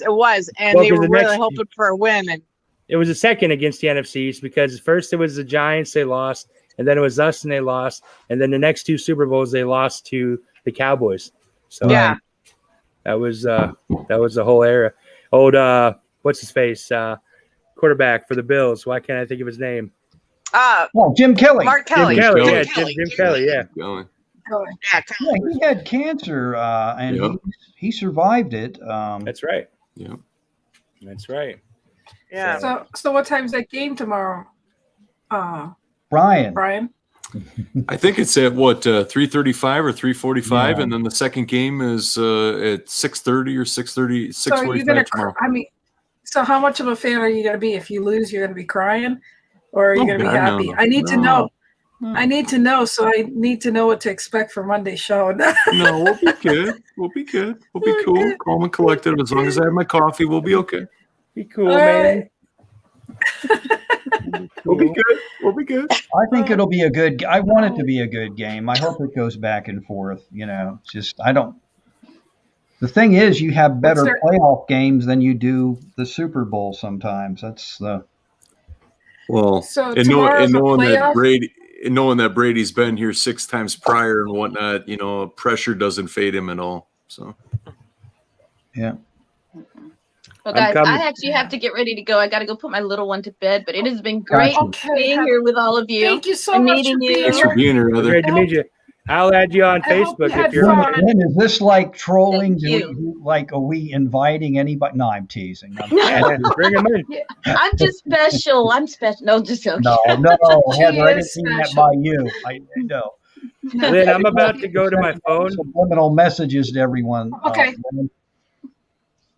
All right, Bubba, Okay, I'll be Bubba. looking for that. Bye, So you guys Heather. have a great night. Nice to meet Thanks you, for being Bubba. here. Love you. Bye. Nice to meet Love you, you, Mark. sweetie. Bye. Thanks for Bye. being here. My pleasure. All right. So, yeah, it's nice to stop at the bar and have a few people. Packers all the way. They're. Hey, Tom, you want Tom to show up? Ginn, Packers all the way. He's going to show There you up. go. No, let me see. I should say. You want? There we go. Get Bubba on the bar. There's Bubba. Look at it. We got. Did you know you had twins, Tammy? No, I didn't. There you go. Wow. How did I get two of you? Two Bubbas. You got two. I don't know. Two's better than one. Yeah, I guess so. Oh, my goodness. Oh my god. Well, you know, That's I funny. always miss your I think face, he lost. Bubba. I mean, I'm so glad I got to see you last week when you were in town and we all got together. Oh, Did you nice. get all those pictures? Did we send you all the pictures? Bubba, you're muted. Bubba, you're Yeah, muted. he's I muted. think you're Oh, he's yes, muted. he Oh, is. there we go. He's coming along with us. There he goes. There we Did go. you get the pictures, Bubba? I did. I love them. Yeah, I know. They were so nice. Aw. Mama, you're gonna have to add me. Are you on my Facebook too? I thought I added you, Lynn. Okay, I'm gonna have to You'll check. have to look because I'm pretty sure after we got off the last call, I added you. You know, I hate to say this, but I have 650 friend requests right now. It's crazy. Really? Matter of fact, I took a snapshot of it tonight. 600 and yep.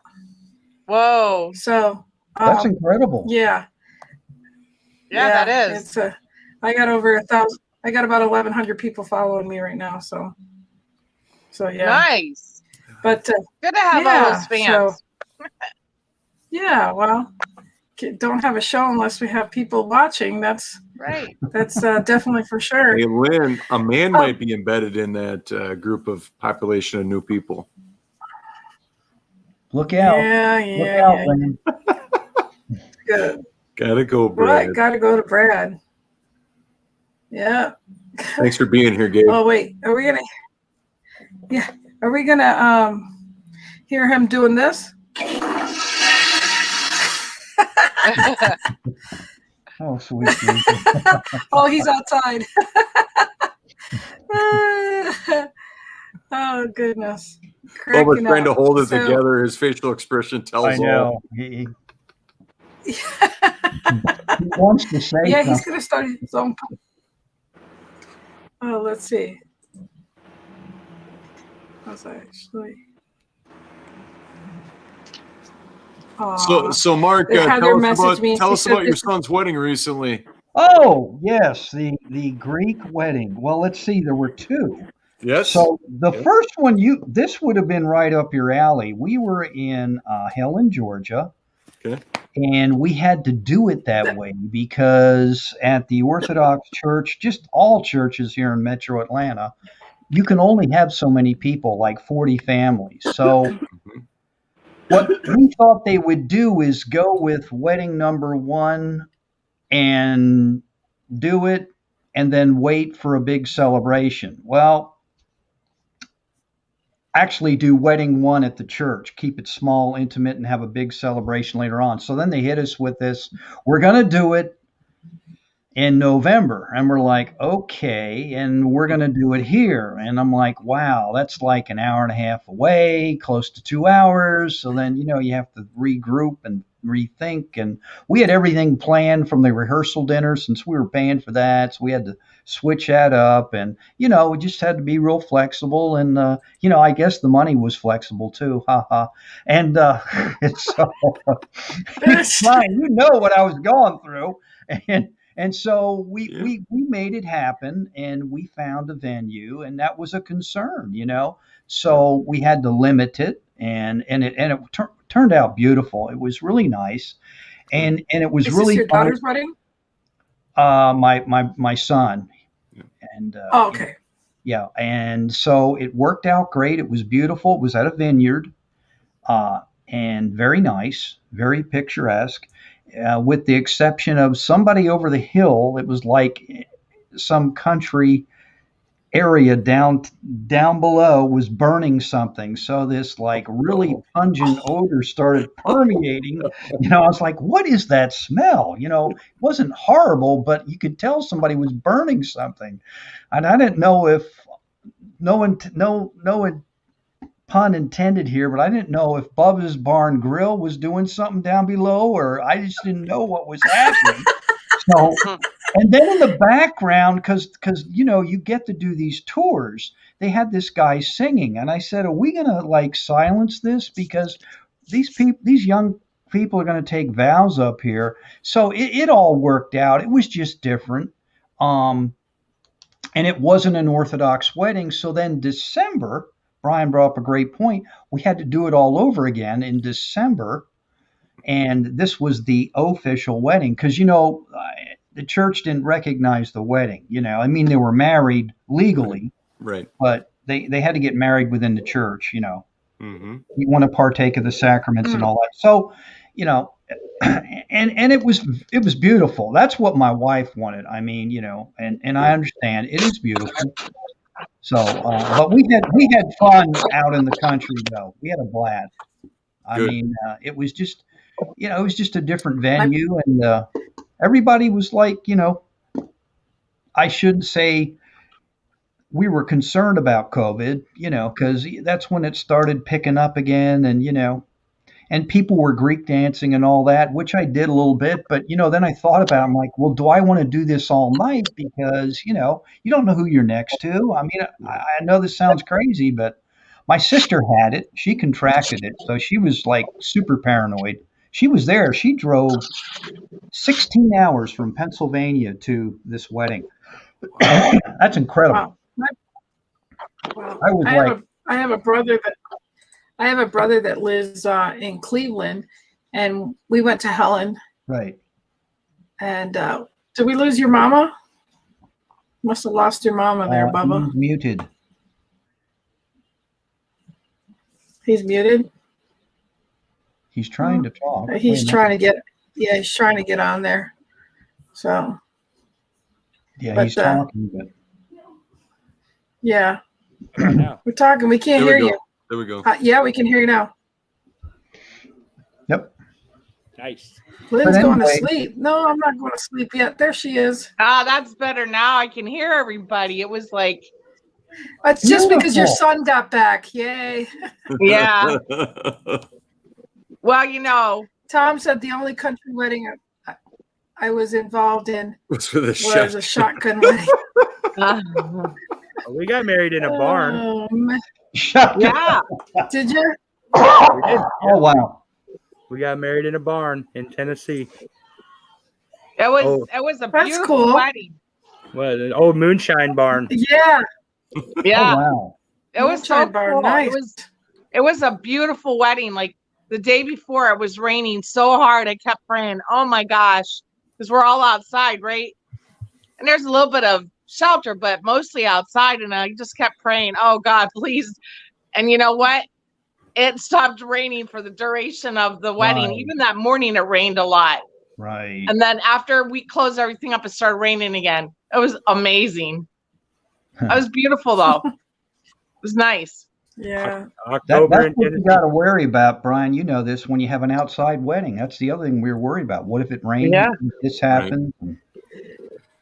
Well, and most people they don't focus on a backup plan, or, even at the very latest, you want to decide the night before if you're going to roll the dice and be like 3 hours before everything gets started the day of, or even the night before, which I think that if a couple's content with being whatever it's going to be, if they do it the night before, they've already done the mental work to be like, okay. Yeah. Yeah, they had a backup plan. We were just going to have to do it inside the reception area and then flip it. Yeah, it was, and I was just like hoping, I hope we don't have to do that, really, because because you never know, or if it gets too cold, because you're talking November, you're in the mountains, so anything could happen. Well, and especially if you have a team of people, everybody from the parents to the attendants to the bride and groom, and then all the professionals. If not everybody's collaborative with the whole thing, it could turn into a train wreck real quick. Right. So you want to share a train wreck story then, Brian? And a wedding you officiated? Oh wow, yeah, you got to tell us about one that didn't go well. And I'm not saying that was because of you. Things that just didn't, gyrate. Give me a moment to think about that. Let's give me a moment to think about that. Yeah, Tammy, he does wedding official. Tell Tammy what you do there, Brian. I create weddings from scratch. So it's like the planning, the coordination, everything from concept to reality. So all the production, all the planning, all the design, everything like that. So nice. Yeah. That's awesome. So how long have you done that, Brian? So it's like from a blank canvas where it's just like, okay, everything is custom, everything is personalized to the couple for them. That's awesome. What's the wildest last year? What's that, Tammy? Too bad I didn't know you last year. We just got married in September. I could have you handle it all. Yeah, there's not enough, in my opinion. I've asked prospective couples this question, and I'm still waiting for the first one to say that they witnessed this. But the question is that of the weddings that you've been to, and obviously depending on where we are in the country, not a lot of people have been going to physical weddings. Right. But of the weddings that you've been to, how many of them do you feel like you knew the couple more when you left than when you got there? Oh. By everything that happens from within, where the personal touches, all the amenities of the couple really comes through in the things that happen throughout the ceremony, cocktail or dinner reception. And I'm still waiting for the first couple to say that I knew the couple more at the end than I did when I got there. Oh, nice. Yeah. It's so not enough of the emotion and the personality of the couple's coming through. So can you give us an example of one? Like how it different? Because I mean, sure. So Ann and Matthew, I just they got married October 9th. The original wedding date was April 24th, and they were referred to me by a couple that I did their wedding in 2017, and the groom of that wedding actually worked with the bride's sister, and so all my business is word of mouth referrals. And so, look at the puppy. Look at the puppy real quick, Brian. The puppy. There's Pepper. There's my I'm gonna do a big screen. Hold on. Oh my God! Look at that little puppy. There's Pepper. Oh, look at that little puppy. This is my road dog right here. Oh yeah. He goes with you. Oh, she loves it. You should see me. There was one time where she ate my chicken tenders, and it really pissed me off. So I left her in my truck for the longest time, and I came back and she ate my chicken tenders. But the weirdest thing was there was ranch with them, and she loves ranch. She got into it. She had ranch all over her, like she was covered head to toe in ranch. And I was at a truck stop, and I was so mad that when I get mad and I punish her, I flip her over on her back, and then I like dominate. Like I'm like rah, and then I do the dominate. Yeah. But I was doing this. I was like rah, rah, rah, like this, and a dude walked by and saw my dog covered in ranch and me going like this, rah, rah, rah. And I think he feared for her life. Like I think that dude just covered his dog in ranch and he's gonna eat her. I'm pretty sure. Yeah. Oh, look at your little doggy there. Bubba even has sorry about that. Had Pepper's name on the side of his truck. Yeah, her name's on my truck. Yep. Oh, neat. Oh, sweet. Yeah, That's super sweet. And I call her Okay, so Brian, I'm sorry, Brian. I didn't mean to interrupt you. Oh no, we're good. No. We're good. Are you kidding? Yeah, the puppy love there. We love Look at that puppies. face. Look at Okay, that. so you were saying, so you left off. It was supposed to be Yeah, in so August, and you had it. yeah, so it was supposed to be in April, and they postponed it till October. And the day before their actual wedding, from the time in which I talked to the catering manager, like at about noon, and the time I arrived, they actually had to shut down the actual resort bar because somebody contracted COVID. Oh boy. And so like there is like nobody from the public that was able to come in to grab a drink or a bite to eat. And so some of the personal touches of that wedding is that the couple's first date, Ann and Matthew, was at the Jelly Belly factory in Kenosha, Wisconsin. So Jelly Bellies was a part of their dinner kissing activity. So to get them to kiss, guests would have to participate and come up, and they would have to chew on some Jelly Bellies, and depending on the flavor, if their facial response was positive or good, Right. then they would kiss. But if it wasn't, then like cringing or whatever because it was disgusting, then they would have to go back to their seat. My mind. That was one piece. They were both Brewers fans, and Matthew wanted to surprise Ann, and he had Bernie the Brewer actually show up during cocktail hour. Whoa. So that nice. was a surprise for everybody, and they got pictures with him outside and all of that. And then there was an impromptu dance-off Yeah. between all the bridesmaids and all the ladies and all the guys. It happened out of nowhere. And so ladies brought out chairs, guys are scheming over here. They went back and forth for 3 rounds, and the ladies won in the end. Oh wow, that's been fun. That's awesome. So Yeah. it's That's awesome. So what other surprises at weddings have you had that was different to Surprises? the couple? Because that's pretty. Yeah. Or I mean, like so. In your weddings, do they have where they always have the groom's cake and stuff? not. It all depends, because obviously with trends and all of that, I mean, sometimes it might be a surprise. Jelly Bellies and cheese curds, Wisconsin staples. Yeah. Absolutely. Yes. Yeah. Tom's not that far from you. He's in Oconomowoc. Correct. Cooney. There's like 13 O's in Oconomowoc. You know So what? per- I could not say Oconomowoc for the longest time. Yeah, I know. There's other words that are, we're still working on a part of I our know. show.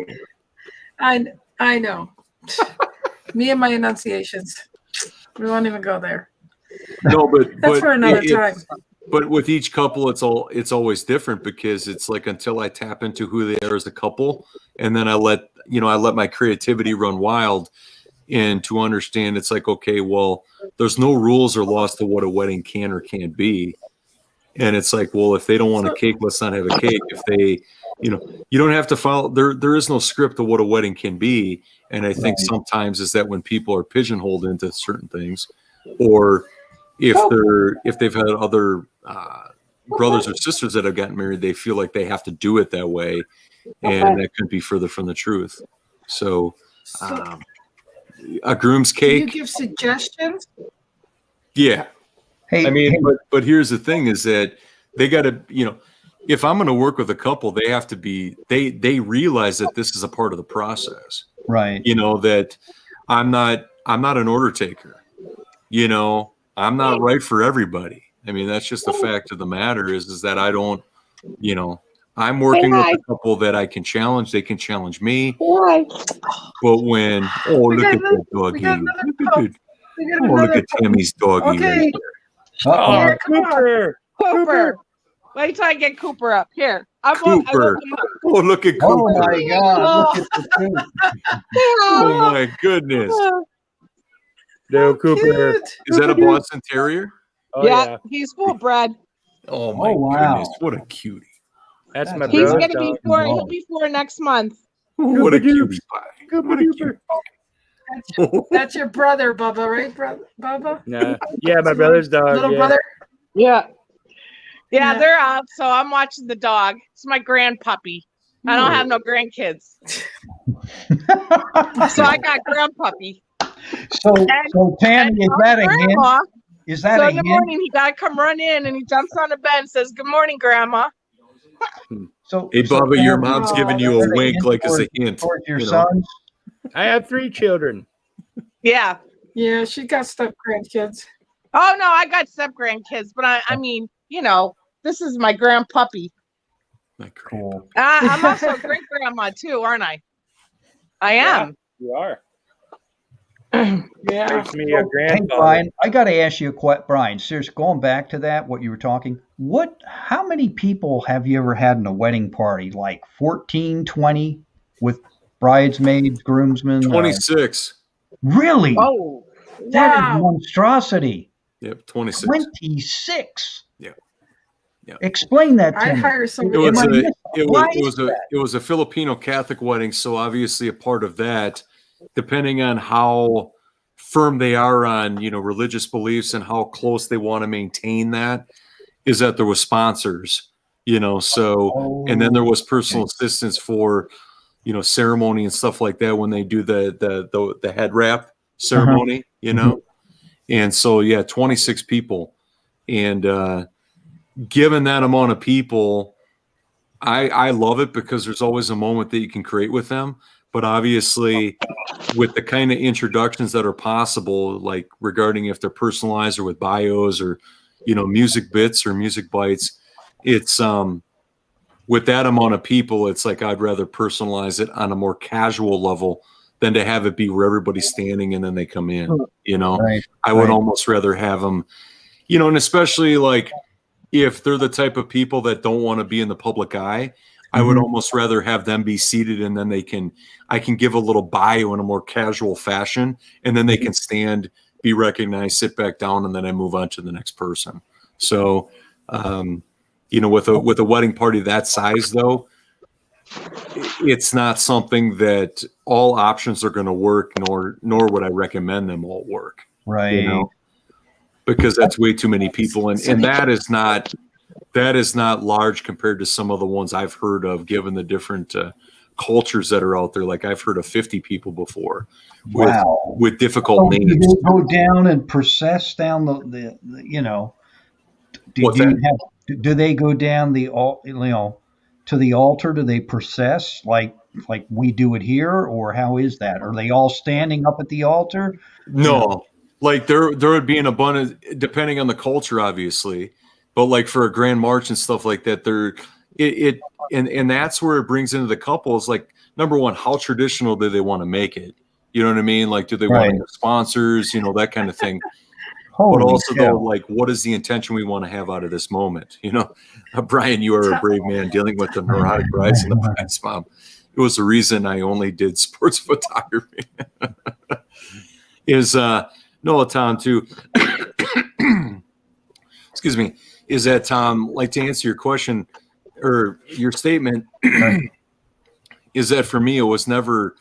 I don't believe in the whole, you know, bridezilla or any of that nonsense. I don't believe in that because that was made by the public. That was made by media. That's not made because it's some bride that, you know, you give me a bride that is planning for the biggest, most emotional day of her life, and you put a pot of money in the center of a table. It doesn't matter how much or how little. Who's not going to be worried about how that, you know, I mean, it's a wish. I mean, you're putting a bunch of money into the center of a table and just hoping and praying that it works out. Right. Who's not going to be concerned about that outcome, you know? So it's, I don't believe in the whole thing about bridezillas and bravery because every bride is going to have nerves. They're going to have stress, and they want somebody to relate and somebody to connect. Right. And they just want somebody to listen to them. And it's not because they're crazy or weird or different. It's just they want somebody to listen to them and care about their event as much, if not more, than they do. Right. That makes sense. Yeah. So Bubba, let's talk about how when you proposed to your wife and how long before you did the wedding and all that stuff. Oh, God. There's got to be a good story here somewhere. Well, yeah. Lynn, here's the trick. Well, I said we would get married in 2 years after, because we dated for a while. I said, well, I won't propose for at least a year, and then it'll be at least another year before we get married. And I proposed to her in Panama City Beach, Florida. And we were doing a show, actually. I was doing shows down there, and it was me, her, we took the kids. And I had to try to figure out, I knew I was going to propose on the beach. And I was really nervous about it because we were on the beach Friday night and I wanted to propose Saturday night because it was our 1 year anniversary that I proposed on. And I was like, man, I was checking the weather on my phone. I was panicking about it. I'm like, it's really nice tonight. I hope it's like this tomorrow. I said, do you think it's going to be like this tomorrow? And I'm walking down the beach with my phone and I hit a hole. And I was so enamored by the weather that I just fell flat on my face. And she's like, what is wrong with you? I'm like, nothing. The weather. I'm still looking at my phone. I'm like, I just hope it's going to be nice tomorrow. She's like, what are you up to? And then Saturday came and I had to go to Fort Walton Beach to do a show. And a couple of comic buddies came down to pick me up. And she wasn't feeling well. So I'm like, well, just stay. And because I knew it would be better for me if she stayed. And that made her like, because I always wanted her to go to my show. She's like, what? Why do you want me to stay? And I'm like, you don't feel good. Let me just go. But I got everything after the show. I came back. My buddies ran block for me. They went down to the beach, set up some flowers and a card and everything. Because the ring that I bought for her didn't come in yet. So what I get was a card with a tracking number on it. It's the best I could do. So, oh my God! But one of my buddies, his name is that's the You best couldn't I make could do. this up. I know, I really couldn't. Were you on the beach when you did this? You hand her a card. With I did. I handed her a card. Yeah, Lord. and on the back of the card was a tracking number because there was a specific ring she wanted. I had to order it, and it took longer than I thought. But I had my buddies. Did you have a picture at least with it too? Yeah, she knew what it looked like. Yeah, so like this is what you're gonna get eventually. But I had my buddies set that up for me, and they put like flowers on a chair down there. And my one buddy's name is Yeti. He's a really big dude, bigger than I am, and he had to like scale a fence because we were coming, and they didn't want him to see her. So you just see this big dude like trying to monster over a fence and just see his legs go up in the air. He went down. It was just like they were just panicking, but it was fun. We got down there and I made my way through it. And yeah, she was so taken back. She just stood there and looked at me, and I was like, so yeah, what? We got an answer, or she's like, oh yeah. Just like, of course. You're like, oh. No, like, yeah, anyway, anytime now. Anytime now. And so then after that, how long after that did you guys get married? A year. Yeah. Yep. That's awesome. Yeah, 2 years. We set it for October. And then we actually got married twice, so that's how we That's like awesome. to do Twice. it. Yeah, we got married once in August. So and then we had once in August. Me and her went to the JP or the courthouse on our 2 year anniversary, which is August, and then we got married in October again with the family. So that's neat. Yeah. Did you notice he said August, and then he's like, I don't know what date, but August, and then we got married in October. August 26th. August 26th. And then what about you, Mark? Hmm? What about you? When you proposed to your wife? Is that what you're asking me? How did I? Yeah. Propose? I was on the beach. Yeah. Yeah. I had a ring though. Bubba had a ring. So. I tried to order the ring. It just did not come in. Broker than a church mouse, and I was on the beach, and we were at some sort of function, and we started taking a walk, and it was just kind of wild. I said, hey, what do you plan? What are your plans, and what do you want to do? And we had our differences along the way. We actually kind of separated temporarily. And her one brother, he who was still alive at the time, unfortunately, he left the face of this earth very abruptly. It was kind of a travesty, but he called me up. He goes, man, she's over here crying. I know she's upset. Man, don't break up with her. She's just scared, because I think she really cares for you. And I would always call Gina up on a Wednesday, like when we were getting ready to go on a date, and she knew that was me. She'd get the phone. That's before we had all this craziness here, and she knew, boom, here he is, Mr. Reliable. So hey, what do you want to do this weekend? And but before we got engaged, there was a little hiccup along the way, and I think every couple goes through that. And I just told her, I said, we're not going to be friends. If we're going to walk away, we're going to walk away here. So you need to figure this out. So I'll give you some time, but we're not just going to boom and then be friendly to one another or something. Not that I was going to be an idiot about it, but we're not going to go out anymore. So, and because at that time I was 31, and I had done all my crazy stuff, and I was ready. So it's expensive to date, I mean, I'm not trying to be weird about it, but that's when I first moved to Atlanta, and I said, I can't keep this up. This is crazy, man. I mean, I know that I'm just practical about things like you're dropping $100, $200, and I'm like, man, this is nuts. Like in a day, I'm like, good God, I'm not going to keep doing this. Yeah, you just got to drop the lease on it and buy it outright at that point. You just right. I know guys look at things differently, and I shouldn't say this. Where's the return of this investment? And I went out with some winners, and it's just kind of fun when I look back at that. But I bet you people were thinking, where's this dude coming from? Because I don't know, if we didn't click, it's like, hey, we're out of here. Oh, is that your last drink? Okay, yeah. Well, you know what? I got to get back. I just end it. They wanted to still have fun. I'm like, nah, this isn't going to go anywhere. So boom, let's move on. So let me ask you, Mark. So you had to hurry up and marry her, so it didn't cost you no money anymore. She could cook you dinner instead of you buying it for her. Yeah, whatever. No, my wife is look at that. Yeah, listen to Tammy. She busted me. No, my wife is pretty astute. She figured me out real quick. I was very frugal. In other words, cheap. Like when it even came to the wedding, Brian, you would laugh about all this stuff, but so wait, back the bus up. Wait, back the bus up. I want to hear when you proposed and how that went. Oh, sure. Back the bus up to there. Absolutely. Okay.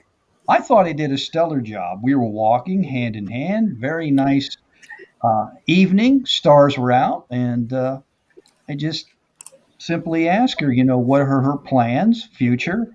And she just kind of looked at me. She said, "You're acting kind of weird." And I said, "Well, what do you want to do? And what do you think about you and me?" And pulled out a ring, and I said, "Hey, I'd like to spend the rest of my life with you. But if you take this, don't take it because you're going to make me happy. I want you to take it because you really want to do this." And I think it's important. And one of the things my dad stressed to me, even before I got married on my wedding day, which was kind of wild because, the families met and all that.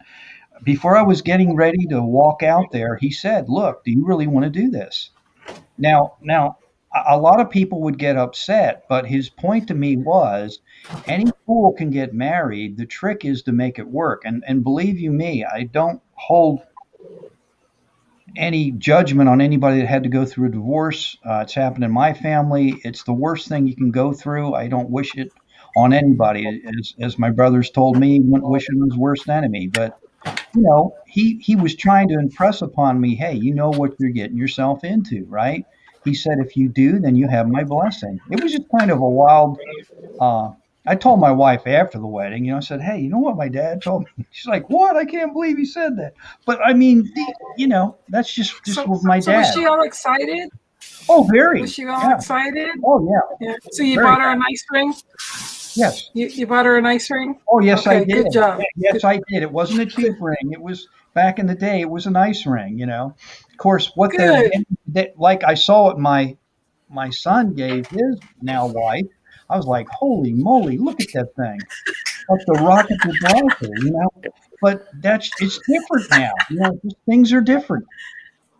He can afford it, I mean, but it's just when I saw it, and it's very nice, I would never spend when you start getting up to like $4,000 on a ring, and I mean when you're starting out, I'm like, wow, man, that's impressive, but that's commitment or something, right, Brian? I mean, I don't, but everybody's different. And so what do you do, Brian? Look at the ring and say, oh, low budget wedding. Here we go. No, I was gonna. You can't. Just kidding. Oh, that's funny. Oh, no ring. Oh my God, no money. Yeah. My big boy ring that Stacy got. me is couldn't hear you. really cool. The it's Mike Daniels whiskey barrel. Yeah. Oh, can you hear? Yeah, we got you. Yeah, I can hear you now.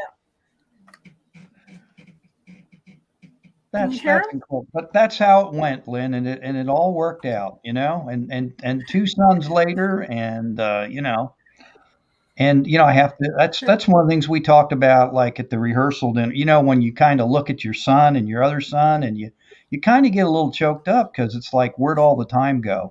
I Right. thought about a lot of things, and then the things they say about the parents. You know, there's a lot of trials and tribulations growing up, and oh God, those teenage years. God, I hated those. My number 2 son was a little bit easier, but my first one, man, it was rough. But and he even admits, what you know, I was a butthead back then, and you know, So what about and we you, disciplined Tammy? them. What's that? What about you, Tammy? Yeah. How did it happen for you, Tammy? Tell us. Well, I just got married like 2 months ago, 3 months ago. Oh, But That's why I left you before. last because I. That's why I Yeah. left you last because I knew you were fresh thoughts here. So Yeah. how did it go? Well, you know, it was really strange because we were only dating like 6 months, and he kept saying, you know what? You know, I'm gonna be 61, you're gonna be 58. We should just get married. Wait, hold on. Everybody. Oh, I'm playing musical here. okay. So It's not working right. he bought me a ring, and you know, I was together with him when he bought the ring, and I put it on. I said, yeah, it's not coming off now, I'm keeping it. So See, he goes, well, I have to propose to you. And I go, well, then I'll give it back to you and you figure it out. So he took the ring back and he hid it. And then one night he said, oh, let's go out to eat. So we went out to dinner, and I seen him whispering to everybody, and I'm like, oh, he's going to do this at the restaurant. And he did. And it was crazy. And I was just like, and he recorded it and put it on Facebook. So yeah, it was kind of funny. I would have rather had the beach and, you know, that, but it was nice. But you know, you were practical. I like that. Hey, Yeah. You're 61. Hey, let's just, you know. Yeah. So we found an old retired judge, and we went down to the Rose Garden. Oh, There's neat. a Rose Garden down in Allentown. It's beautiful. It's got bridges and a little pond, and it's got, you know, roses everywhere. And everybody goes up there just to get married because you don't have to make an appointment. You just show up, you know. And with COVID, there's been a lot of people that just go up there and do it. So it was nice. It was a very nice day. It was just him and I. And it's actually a cool story because all week long I was trying to find a photographer, you know, because I wanted to capture pictures. You know, it's just him and I, but I wanted the pictures and everything, right? So I bought these disposable cameras because I wanted better pictures than the phone. You know what I mean? And I saw this guy walking, and I go, hey, will you take our pictures? Wait, it gets better. I go, hey, will you take our pictures? He goes, oh yeah. He goes, actually, I'm a professional photographer. I live 2 blocks from here. I'll go get my camera. Oh, neat. Oh my gosh, it was so crazy. I was like, now, wow. So we had almost, yeah. You did. Oh, that's beautiful. That's beautiful. And then he sent us the pictures, like, you know, the next day, and that's awesome. I saw the name of his company, and it was Archangel. I about had a heart attack. I was like, wow, it was crazy. That is awesome. It was really crazy. Yeah, it was a cool story. I like that story. So that is way like cool. Thanks for sharing that. It's not coming off, you know. Yeah. No. Yeah, so it was fun. Well, I was married 3 times and no frills as far as weddings or proposals or anything so I don't have anything great to share. So that's that. So well, Lynn, this was my 3rd marriage, so there you go. Yeah, it happens. Yeah, so it happens. Yeah, my 4th one is gonna have to be forever. So we'll leave it at that. Well, this one's going to be forever because I'm going to be 58 on Tuesday. No more. I'm done. Happy birthday. Yeah. Yes. My birthday's coming up. I was like, yeah, I don't want it to no more. I used to look forward to it. But now I'm closer to 60 than I am to 50. I don't like that. I want to be 30 again. Well, if you're going 58, that means I'm turning 41, and I don't like that at all. I know, Brad, but where did the time go? Oh my God, I feel old. I don't know. You look great. I'm old. Yeah. Let me ask you this. So what's it like when you're older like that, at our age here? So like when people date, or even I'll throw this back to Lynn. So what do you do? How does that work, that whole scene? I mean, when you date? Shoot. It's rough. I'm 55 right now, and we ain't talking about dating really. I'm like, shoot. I try to go on dating sites, and it's no fun out there. It's crazy people out there. I mean, I wasn't even at those funky dating sites, and you still find funky people at those dating sites. Really? Shoot. Yes. Yeah. I feel like dating sites for women is just mostly like D-pics all the time, like all day, every day. That's just, but then when you get older, I always joke about that. It's like, man, it's like, really, if that's how you gotta impress me, I don't even know the depth perception on a picture. You're not impressing me here. Oh. Right. Hey, Lynn, let me ask you this: have you ever met anybody? You could talk about dating sites, like face to face, whether it's church or social activities you're involved with. Have you met people that way, or how's that work? I'm just asking. I dated somebody that lived in Wisconsin for 10 years and long distance. So, and that was just recently stuff. I mean, so, that's before COVID. So needless to say, I wouldn't know about going out to meet people in person unless you meet them online. I know. So yeah. So the church and all that stuff now.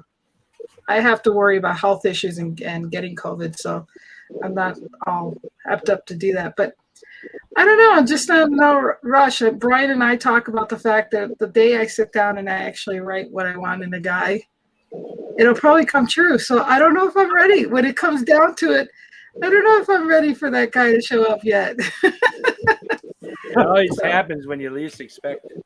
Yeah, it does. I know. Yep. I know. So, but yeah. So who knows? Who knows? Just 55. So, anyways, you guys, this has been awesome. I mean, Bubba's bar is probably getting tired of serving all these drinks now, and gotta go spend time with the wifey. Did you drink the whole bottle there, Bubba? Oh, not this one. No. Remember, I had the. Oh God! Let's get the big bottle. Holy cow! Yeah. Sweet Jesus! It's almost as big as my giant head. Okay. This is how much I drank. This is how much I drank. You guys. And that was more than plenty for me. That's probably a shot and a half, right, Bubba?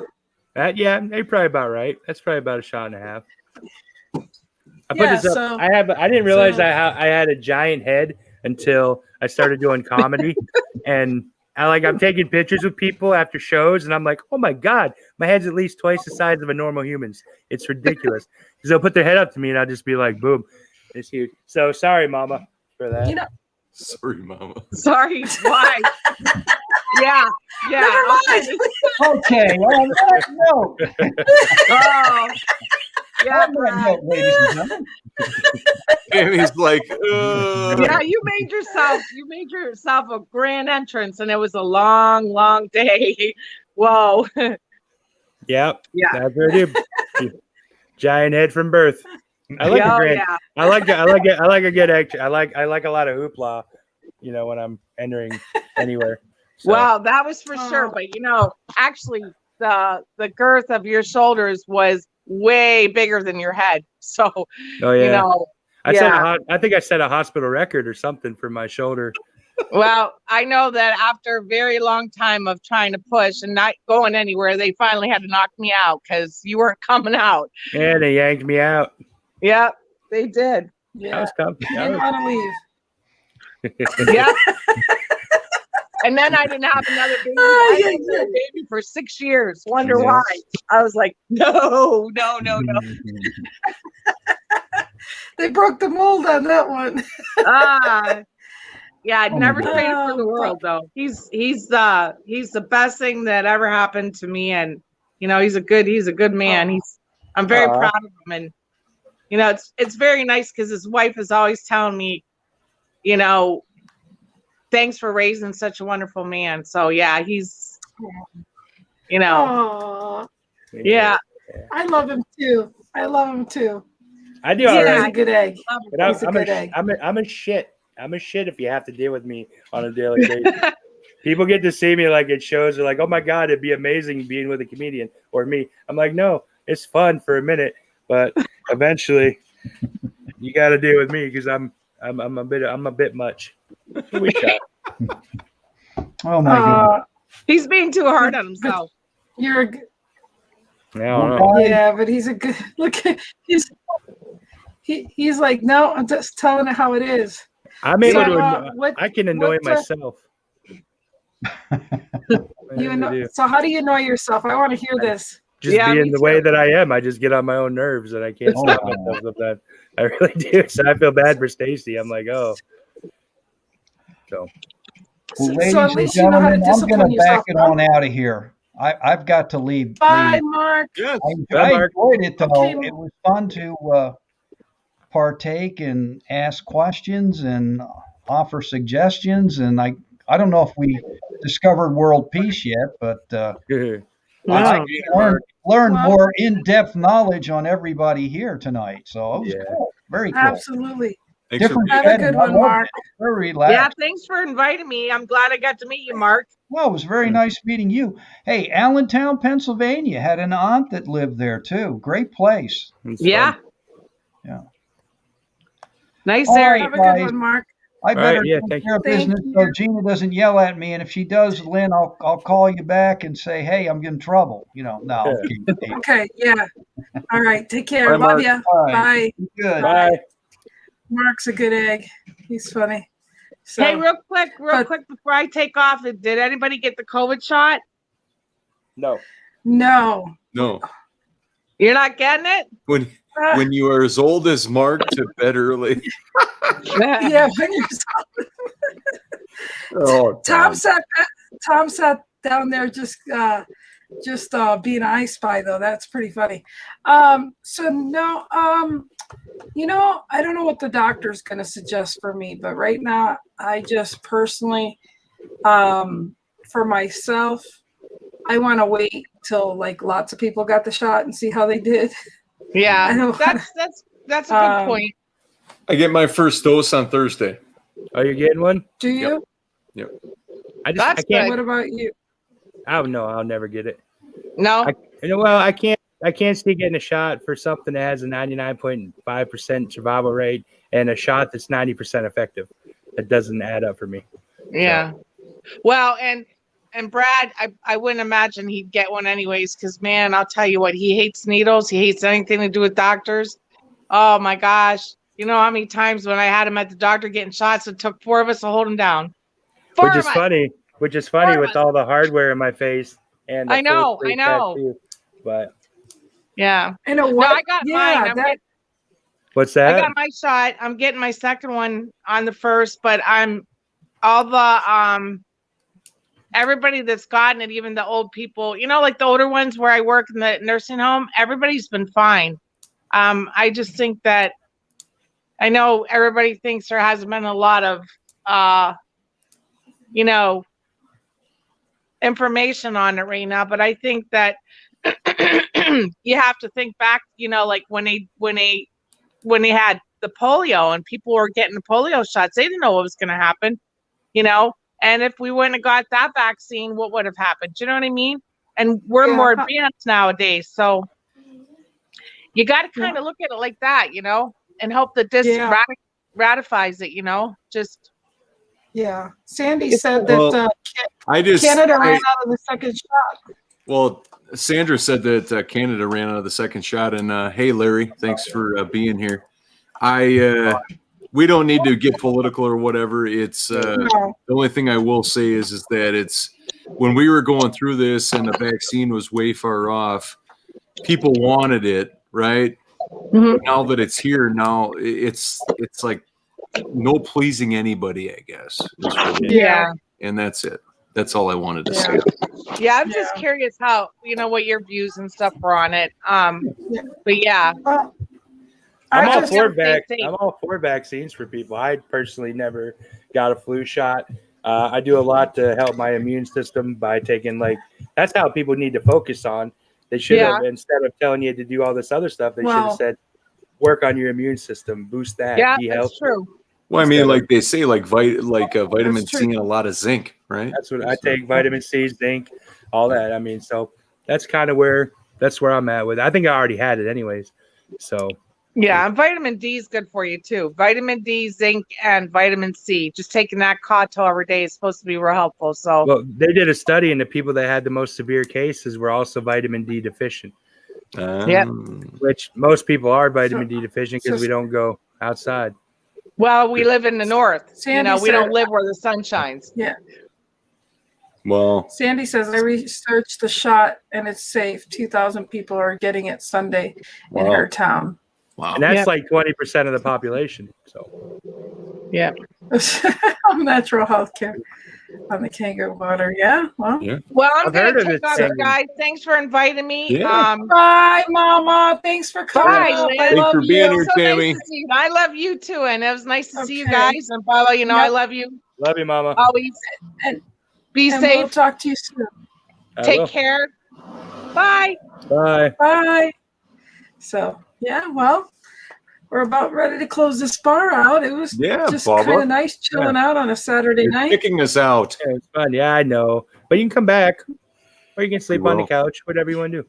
Oh yeah. We have a couch. I want to cuddle with your dog. you know I'll tell what? you. Oh, she'll cut it with you because she's Next time I try to use the bathroom, can you, install a new toilet, Lynn, please? I mean, if you can't hover, if you can't hover, I can't help you. I mean, dude. Yeah. Wow, that's a tagline on a bumper sticker. If you can't hover, I can't help you. Dude, man. You should have planned this for next Saturday if you couldn't install a toilet for me. Gee. Well, you have to go in with a spotter, and then they'll hold you like this, and then that'll balance you out. You'll be fine. Lynn, either you're very strong or that was just laying there for you to pick it up. That's damn heavy. That's wood, man. It was heavy wood. Oh, wait. Never mind. Bada bada bing. But Ay, Dios mío. I can't believe I just said that on my own show. I know. Now you made it weird. I know, right? Leave it up to Lynn to make it weird. Yeah, I made Brian feel weird on our show the other day too. I have a tendency of doing that. What can I say? Well, I'm very, very grateful that we got to just hang out. Absolutely fun. And we had quite a few viewers watching, 10 to 13 that I would see it at any given time, and they're just sitting back there just chilling out. It's better than going to watch the news or something. So well, we make sure we do it every Saturday. People will come back and we'll get bigger and bigger. It'll be fun. Next Saturday, I don't know if we could party that much. No, I don't know. I got a lot of vodka. Hey, Bubba, by then Lynn will have 2 shots out of that bottle. Yes. By the end of the year, she'll be halfway through it. Yeah. Hey, I drank a lot of that. I'll have you know that was a lot. What, a shot? Yeah, it was. But That's a lot. So look, check it out. But this is how much pineapple I used. Look how much orange juice I used.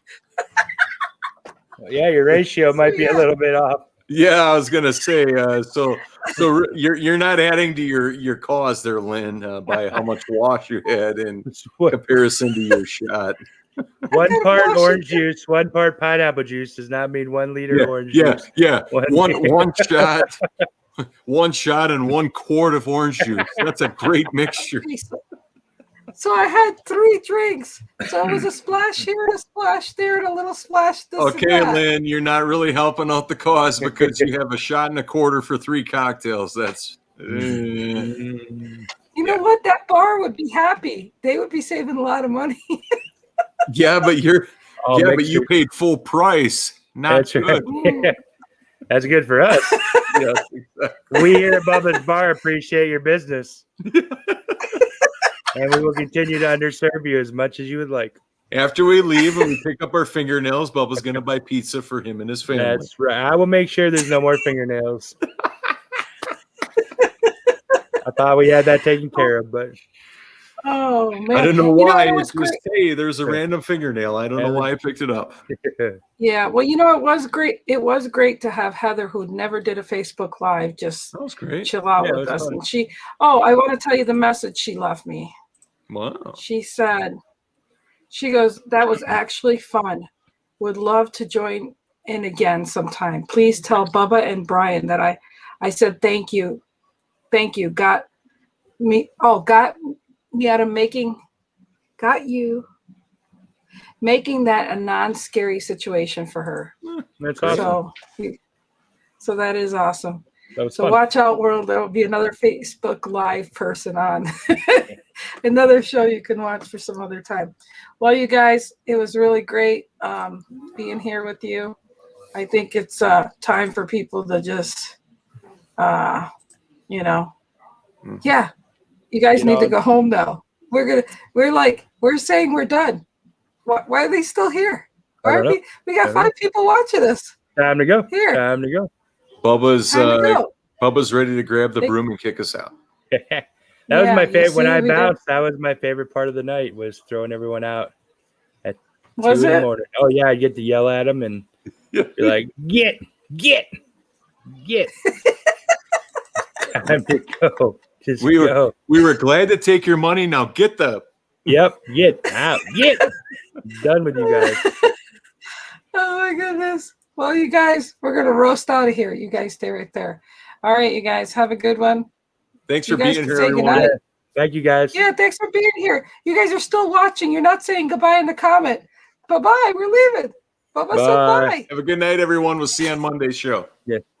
Yeah. Oh, wait, we got one comment before we leave. There we go. One person. Bye, Sandy. Thank you for being Good night, here. Sandra. Good night. We love Sandra. you. Thanks for being here the whole time. Okay, so yeah, let's see. Hold on.